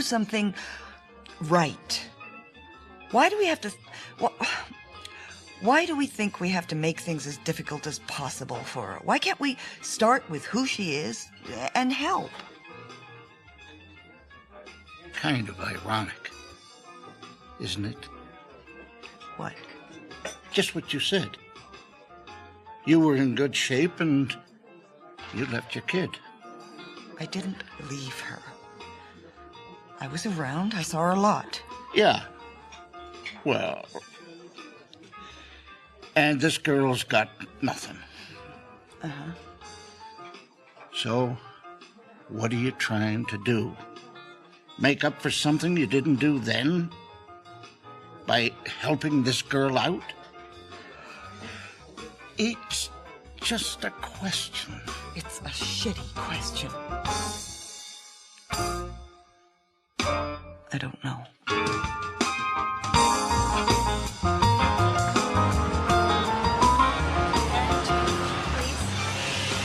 Any spare change? Could you spare any change? Spare change? Hi. Lie down there. It's cold. It's the wind. Want to get under the blanket? Oh, no thanks. If I ever sat down, I would get back up. So, where's Zipper? Over there, on the other side. See? No one wants their windows washed tonight. Oh, that's too bad. So he just washes everyone's anyway. If they pay him, okay. If they don't, okay, I guess. Maybe I'll crouch down a little, get out of the wind. Help me if my knees lock, okay? Okay. Oh. Did you, tell him I was coming over? Yep. Did you tell him why? Nope. I thought maybe it'd be better if you did. He's kind of proud. He is? Oh, look at him dodge between cars. He should have been a dancer. Yeah. I thought you weren't going to sit on the cold sidewalks anymore. It's okay. I've got another blanket under my bum. Everything's fine, you know. The baby's fine. I'm going for my ultrasound soon. But I can't make up my mind whether I want to know or not. The sex? Yeah. Do you have a preference? For it to be healthy, one thing. Oh, sure. A boy, I think. It's easier for a boy, sometimes. What makes you say that? I don't want to say. I just think that. Right. Uh-huh. I won't let him out of my sight. I know that much. Do you have any kids? A girl. She's 15. And I let her out of my sight. Before she was 2 years old. I had better things to do. Oh. She's visiting now for a semester, and I'm so afraid I'm gonna screw things up. I'm almost paralyzed. So I did. I won't offer you a smoke this time. Okay. Screw up? How? Oh. Hey, look, it's the press. Hey, Zipper. Hey, man. Cold, eh? Got a smoke? Yeah? Your sleeves are all soaked. It's okay. So how's business? Well, let's see. I got 6, 7, 8 loonies, some quarters. Hey, a toonie. You still gonna do a story on Claire? Sure. Great. Don't say how much I make, okay? I don't want the tax man coming around. I don't think we have to worry. That was like a joke, Claire. I know. Are you warm enough? Yeah. You don't have to be here, you know. I told you. I want to be here. I think she's checking up on me, so I say the right thing, whatever that is. Peggy's on our side. I know. So, what'd you want to ask me anyway? Well, let's see. Since I'm your co-opted reporter, I'll lob you a soft one. How's it feel to be an expectant dad with 8 loonies in your pocket? Huh. You don't have to put it that way. No, that's cool. That's okay. I've been looking for work forever. I'm trying my best, you know? And I don't like the feeling. Next question. Will Claire make a good mom? Yes. Next question. What happens if I can't support her? I don't know. Claire was saying you might have a job with some, cartage company? You know Zip, with that guy that comes into Alvin's all the time? Right. Zipper pumps gas some nights at Alvin's. He doesn't just squeegee, you know. Mm-hmm. That guy, he changed his mind, actually. Last time I asked him, he said, forget it. You didn't tell me. No, I was meaning to. Oh, God, Zipper. Zipper, Claire says you'd like to take classes to get your license to drive tractor-trailers. Is that right? Yeah, I'd like to be a lawyer, too. Look, I gotta work. Rush hour's almost... Peggy, tell him, please. Tell me what? I told Claire that I'd give you the money to go through that training course. Whatever you have to do to get your license. You did? She did. Zipper, she really did. How much is it, anyway? Oh, it's about $800. I think you'll make a great dad, Zipper. I can just see you now, rolling down the highway. Zipper, listen. Oh, my God. Say something. Isn't this great? This is what you wanted, isn't it? Right? Yeah. So, we got a deal? Oh yeah.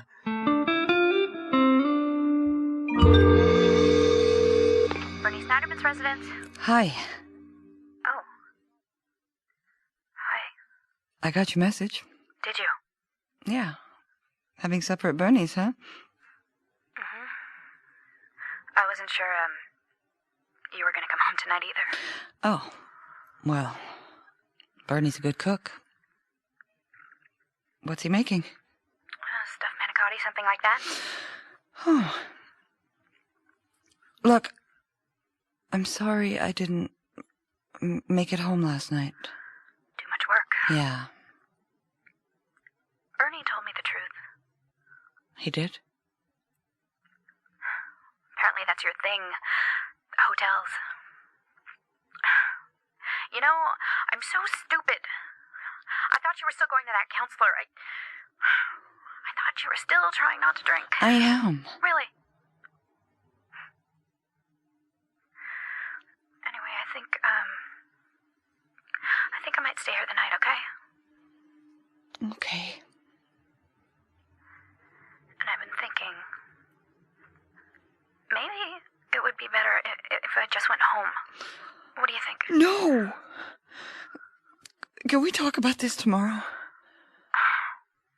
What's gonna change tomorrow, Mom? Bye.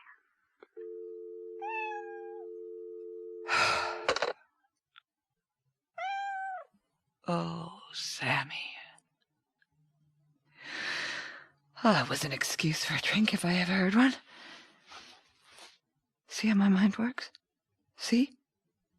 First thing I thought of when she says she's not coming home. I've got another chance to get plastered.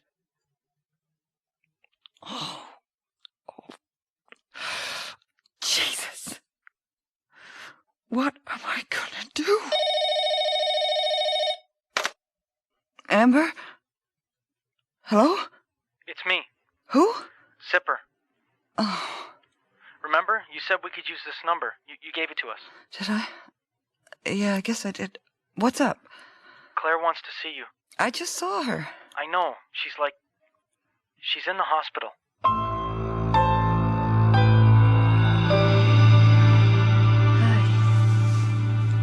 Hi.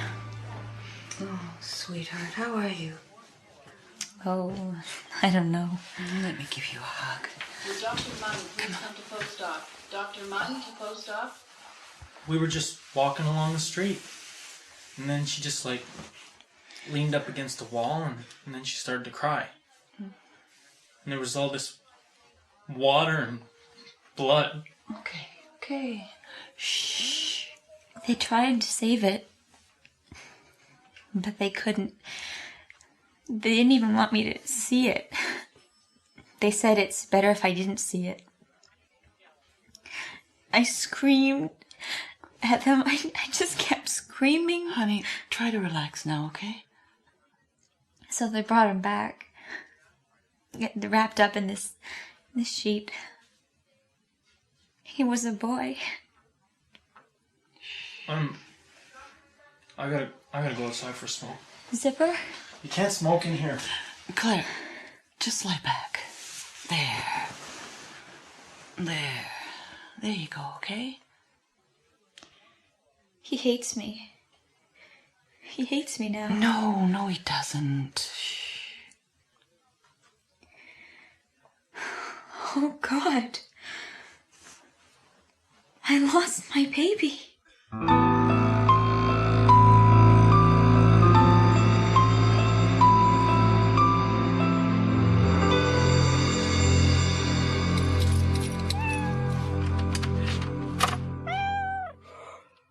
Oh, morning, Sammy. Oh, get out of the way, Sammy. Sammy, Mommy's tired. Oh, hi. Hi. How come you're home so early? It's only 7:30. Bernie gets up early. So, where have you been? at St. Mike's Hospital with this girl, a street kid. Her baby was stillborn. I was going to write about her. Well, I don't know what I could write now. Do you want a coffee? No. Look, Amber, I'm sorry. About what? Everything. That hospital, that baby. I don't want to lose you. Lose me?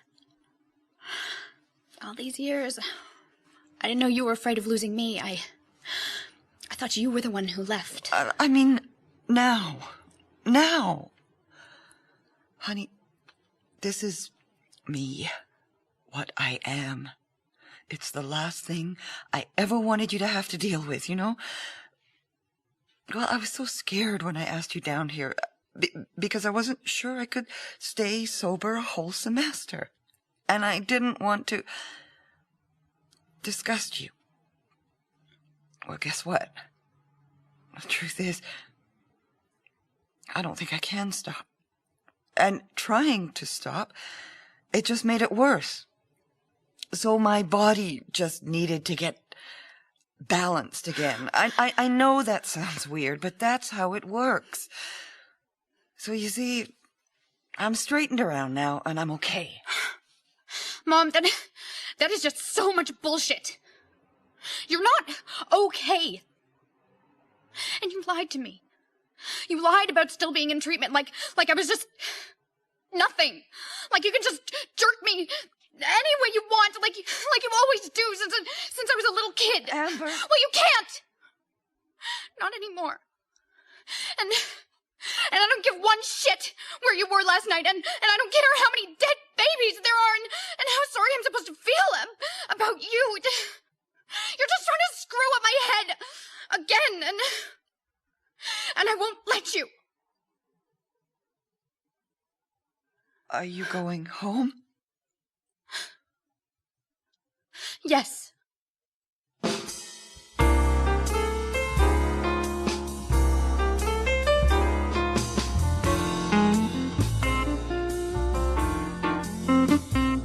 This has been part 1 of Baby Talk by James W. Nichol. This Peggy Delaney story will complete next week. Featured in the cast this time, Kyra Harper as Peggy, Katerina Scorsone as Amber, J.W. Carroll as Nick, John Stalker as Bernie, William Colgate as Charlie, Catherine Long as Claire, and D. Garnet Harding as Zipper. The music was composed and conducted by Milan Kimlicka. The recording engineer was Drago Grandich. Sound effects were by Matt Wilcott. The associate producer was Sandra Breutman. Our coordinating producer is Barry Morgan. The program was produced and directed by Bill Howell, the executive producer of The Mystery Project. Hi, gang. Bob Boving here with The Mystery Project and the next installment of Peggy Delaney by James W. Nichol. Tonight, it's the second half of Baby Talk. In part 1, Peggy was involved with Claire and Zipper, 2 street kids. Claire was pregnant and lost the baby, and Peggy was on her way to losing Amber through her own drinking. So the story isn't over. Baby Talk, part 2, starring Kyra Harper as Peggy Delaney.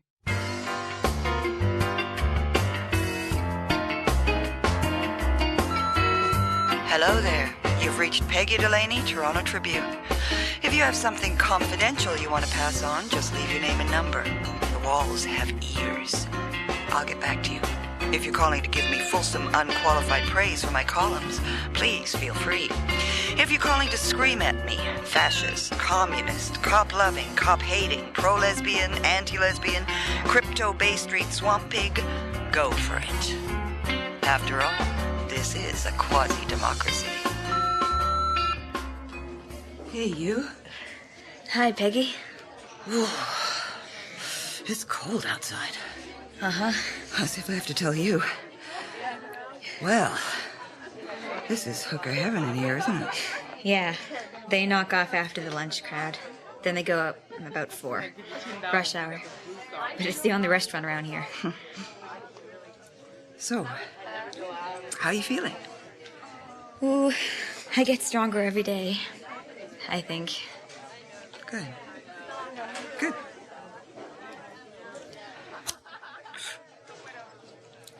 Has Zipper been working on the place? You said he was going to put plastic over the windows.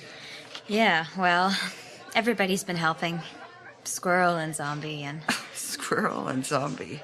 Zipper. You all have such great names. Yeah. Squirrel's my best friend.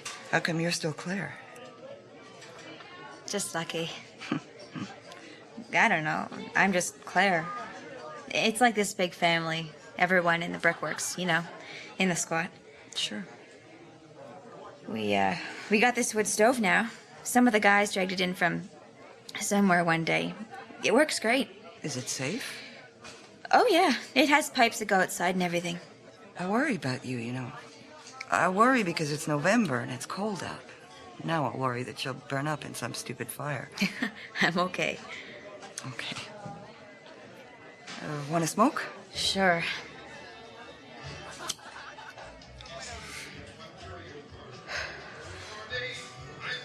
I've been smoking like a fiend since I lost him. Right.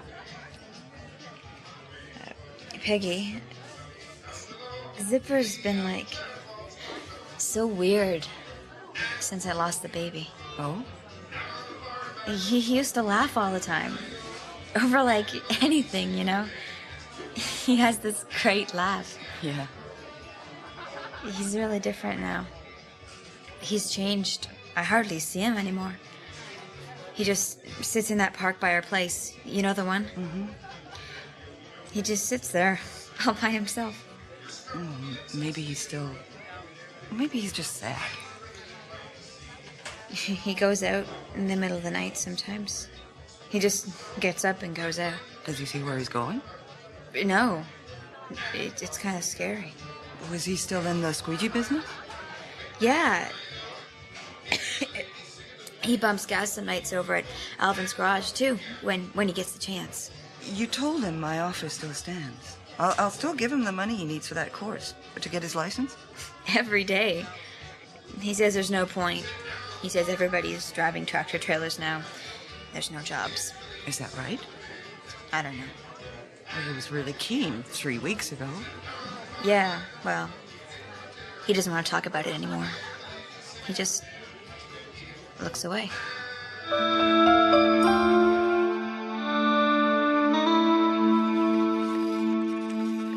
You're supposed to use more than 3 fingers, aren't you? I've been using 3 fingers since 1958. They haven't failed me yet. So, what's Nick up to? Nick is up to filing a story about 2 cop cruisers that collided at church in Carlton. 1 damaged knee. I can't tell you how thrilled I am. There. So, what's Peggy Delaney up to? Oh, just had my weekly visit with Claire. Ooh. You know, Claire, the street kid. Oh, yeah. Turned out to be a great column. A real classic Peggy Delaney rant. A street kid can't find any work, so she has to beg on the street. No place to stay, lousy food, cold all the time, and she loses the baby she's carrying. Well, it's her own fault, right? Nothing to do with us, our values, our society. And get them the hell off the street. They could find work if they wanted to. They make me sick just looking at them. Great column. I made good use out of her anyway. But what did I do for her? The thing is, I just have to move on and write something else. And something else, and something else. That's our job. I was there in the hospital with her, Nick. She went crazy, crying out to see her baby. This 5-month-old little... Oh. It was the only thing she had going for her in the world, you know? I feel like I exploited her. I feel guilty as hell. You told her story. Maybe it'll change something. Maybe it won't. But you gave her a voice. She doesn't look very good. She should have stayed in hospital longer, got stronger, but she wouldn't. She wanted to be with Zipper. I just gave her $100. Big deal. I should have said, here's $100. I can't do anything for you. Not really. So leave me alone.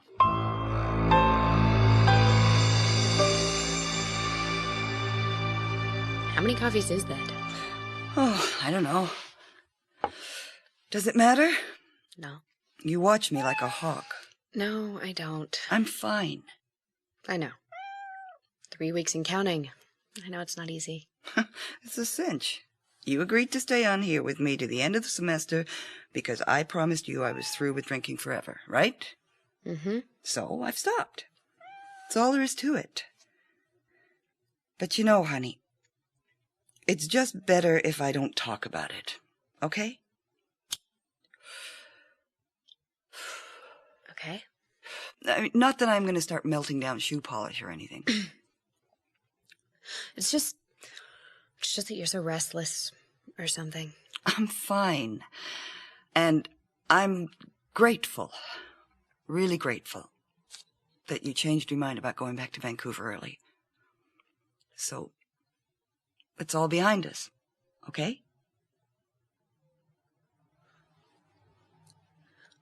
It scared me.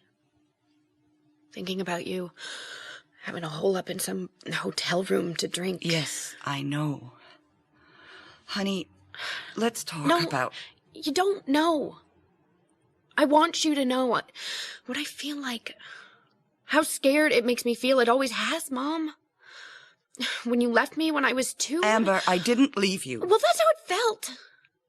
You'd come back to Vancouver for your mommy visits, and I was so happy, and then you'd go away again. And I was always so scared that you wouldn't come back. It's stupid, I know. I mean, I'm grown up, and I'm trying to get rid of all these stupid feelings, but when you get drunk, it's like you go away again, you know? And it just scares me a lot. Oh, God. Amber? And I get so mad at myself for being so stupid to feel this way. And I'm so mad at you for making me feel this way and for leaving me when I was little.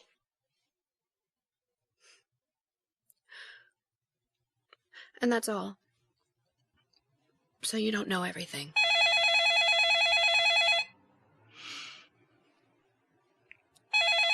Should I get it? Okay. Hello? Oh, yeah. Hi.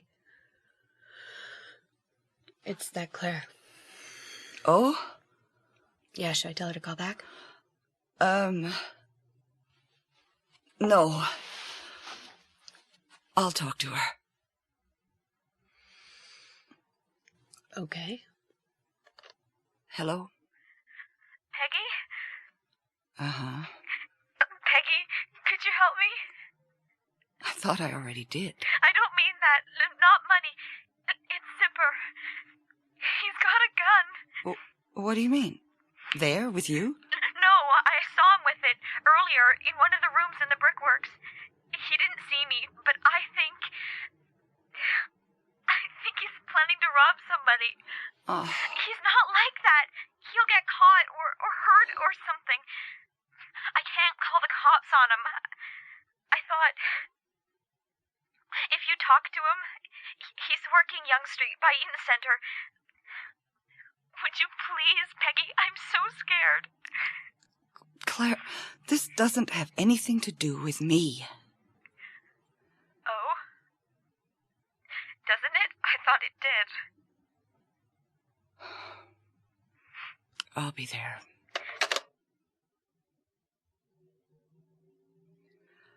I've got to go out. Yeah, sure. Look, I understand everything you're saying. I've just been trying really hard not to think about it. But I can't get away with that anymore, can I? I was just being honest. I know.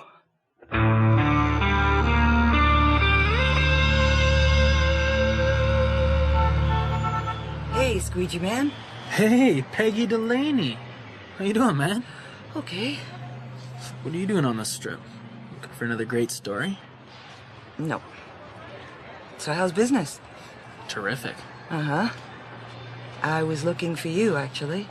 Claire said you might be here. Oh? Why? Well, she's kind of worried about you, Zipper. There's nothing to worry about. Tip-top. Uh-huh. You high on something? Nope. Wish I was. Claire says you've changed a lot. That maybe what happened is eating you up inside. What? That my unborn son died? That I wasn't up to the job to look after my girlfriend, right? Nah. It's cold, huh? Want a cigarette? Sure.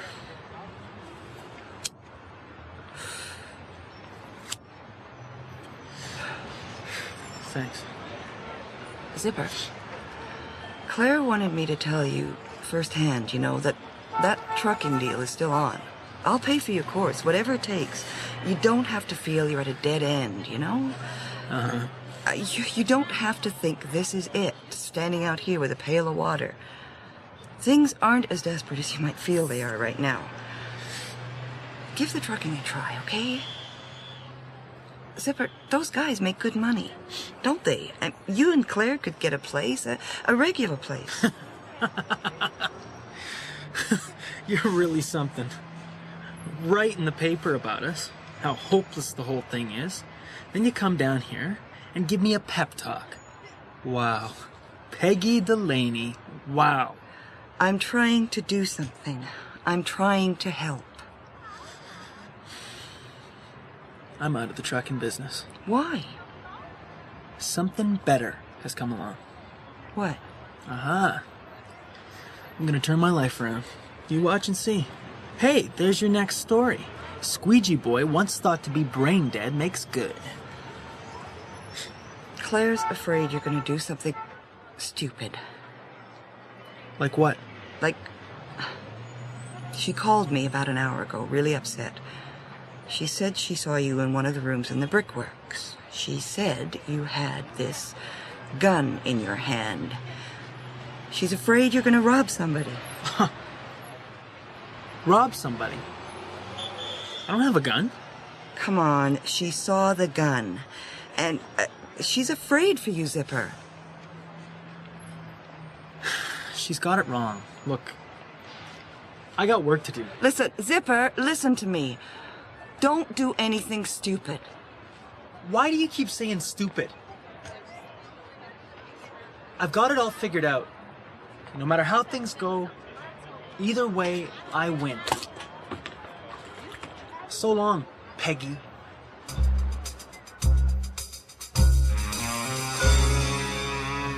Weird. How? Wired. I said wired. Oh. I'm weird. Kind of manic. I have a feeling that gun, that maybe he's gonna harm himself, Oh, it's awful. Yeah, I don't know what to do about it. Call the cops? Ask them to search the brickworks? What good would that do? I don't even know if the gun's there. Well, chances are they wouldn't find it.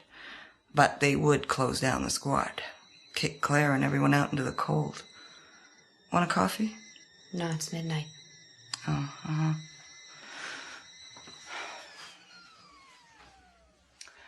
Why hasn't she called me? She was supposed to call before 11 to see how I made out with Zipper. Where the hell is she?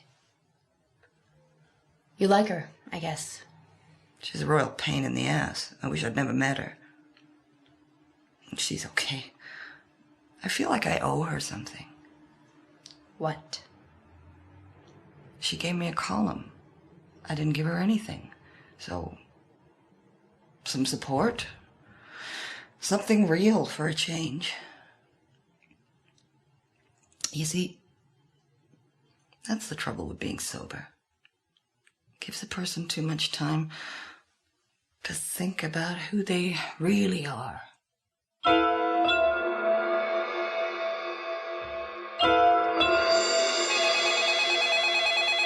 What?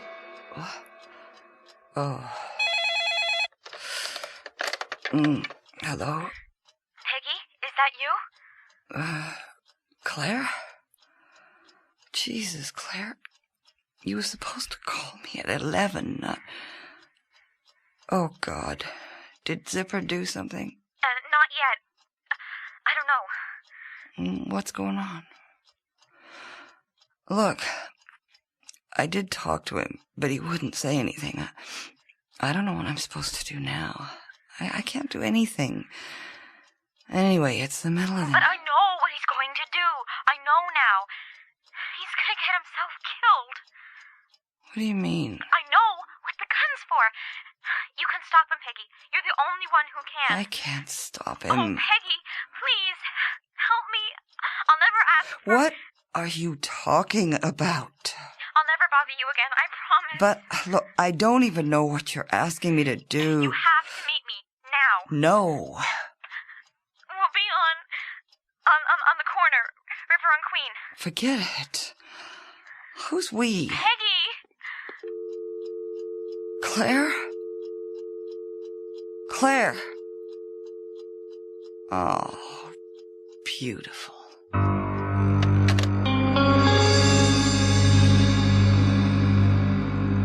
You're mad at me, aren't you? I feel more than a little used and trapped, Claire. But will you? No. Oh, God. Told you. I am not driving you and... what's your name again? Squirrel. Squirrel. Somewhere. Anywhere. To stop Zipper from robbing some place. Then could you, roll a window down or shut the motor off? It's stuffy in here. Oh, sure. What am I supposed to do? I can't call the cops. I can't. How can I call the cops on Zipper? It's easy. There's a phone right here. I'll show you. Told you. What place are we talking about, anyway? It's up on Mount Pleasant. Squirrel knows exactly where. Don't you, Squirrel? Yeah, I was there once. Not a happy memory. Oh? Peggy, that's where Zipper was going when he was sneaking off in the middle of the night. To case the place. To make sure the same guy still lives there. Look, back up, will you? What place and what guy? We have to talk on the way. We have to get there now. No. Jesus, God. I know exactly what's going down right now. He's up there, hiding in the dark somewhere, waiting, scared. Zipper came back to the squad. He told me I should have kept my mouth shut about the gun. And then he said it didn't matter. Anyway, you didn't have time to screw anything up because he was going to do something tonight. He told me to get our stuff together, be out front and wait. Meet him between 4 and 5 in the morning. He said he'd pick me up in the truck from the gas station. We were going to leave the city. He said we'd never have to worry anymore. Everything was going to be okay. So I told Squirrel we were leaving because I was so upset, about the gun and everything. I knew what he was up to. Right away. How? How? Queen and River? This used to be my stroll. All around here. You know what a stroll... Yes. Well, I don't anymore. I got freaked. Good. I just panhandle now. And starve. Like Claire here. Hurry up. Like I said, I got freaked out. This guy picked me up one night. He thought he was this big deal, shooting off his mouth, all about the raves he runs downtown. You know, those illegal warehouses all night, all music, all drugs. Big dancings. Yeah, I know. Come on. He takes me up to this big house in Mount Pleasant. Then we start doing things, you know? I was just doing my job. But he starts to get pretty weird. He's on something. He's high as anything. And he likes to play rough. And then, you know, I can't get away. And he's pounding me all over. And he's saying, "Are you having fun yet? Are you having fun?" He ends up more or less raping me, you know. But who'd care anyway, eh? Then he steps on my arm and breaks it. Oh, Jesus. Yeah. He gets this other guy to drop me off at the hospital, gives me $500, tells me I'm dead if I say anything. So all my friends, Zipper too, you know, before he met Claire, this was like a year ago, they all want to go up to this guy's place and teach him a lesson, break both his arms. So I showed them where he lived, but then I got scared. If we did anything, even torched the guy's car, they'd be looking for me. So I told everybody to chill. Just forget it. So they did. But later, Zip and I were talking. He said he had watched the guy's house the night we all went up there to see when the guy got home, when he left, stuff like that. So, about 4 a.m, these 2 other guys arrived carrying these suitcases. Zipper looked through the window. The suitcases were full of money. From the raves, you see? Like these bagmen. They go around to the raves, pick up the dough, and bring it up to this guy. So Zip says to me, if somebody jumped these guys one night, it would be the perfect crime. It's illegal money. They couldn't go to the cops. And because they're dirtbags anyways, why would anyone feel bad about stealing from them? He'd figured they'd take over 100 thou a night. Zipper's gone crazy. These guys, they'll all have guns. Take my word for it. They're not nice guys. If he makes one mistake, they'll fool around with him a little. Then they'll kill him.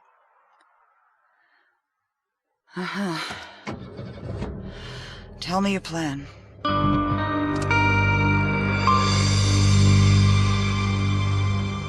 It's been a while.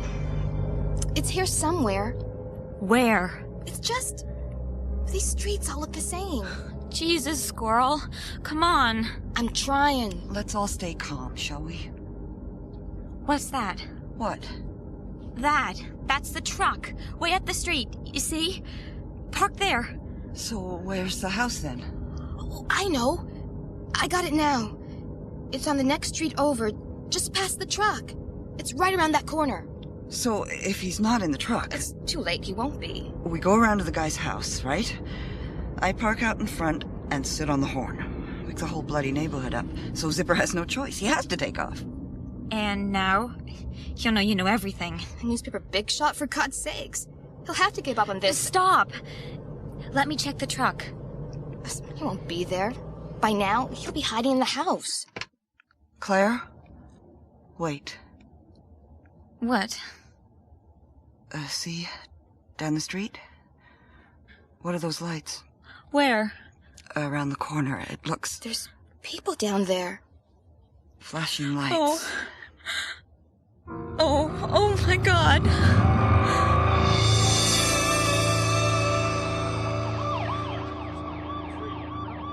Okay, keep back. Everybody, stay behind that line. Hey, that means you? No, it doesn't. He's my ID officer. Yeah? Toronto Trib. Peggy Delaney. Well, what do you know? What happened here? Just your standard B&E. Except this time, kid was shot. Killed. Oh. You okay? What do you mean, B&E? Well, that's what the owner of the house says. Lucky for him, he had a gun too. Legal, registered, and off the record. Off the record, right? Yeah. Well, as far as I'm concerned, serves the kid right. Look at that. What? That girl behind the line there. What's she getting hysterical about? Somebody call an ambulance! Maybe she just heard what happened. And she doesn't get it. No kidding. Get what? It doesn't matter. I'm looking for a column, okay? I'd like to talk to this guy with the registered legal gun. Are you going to help me? Or what?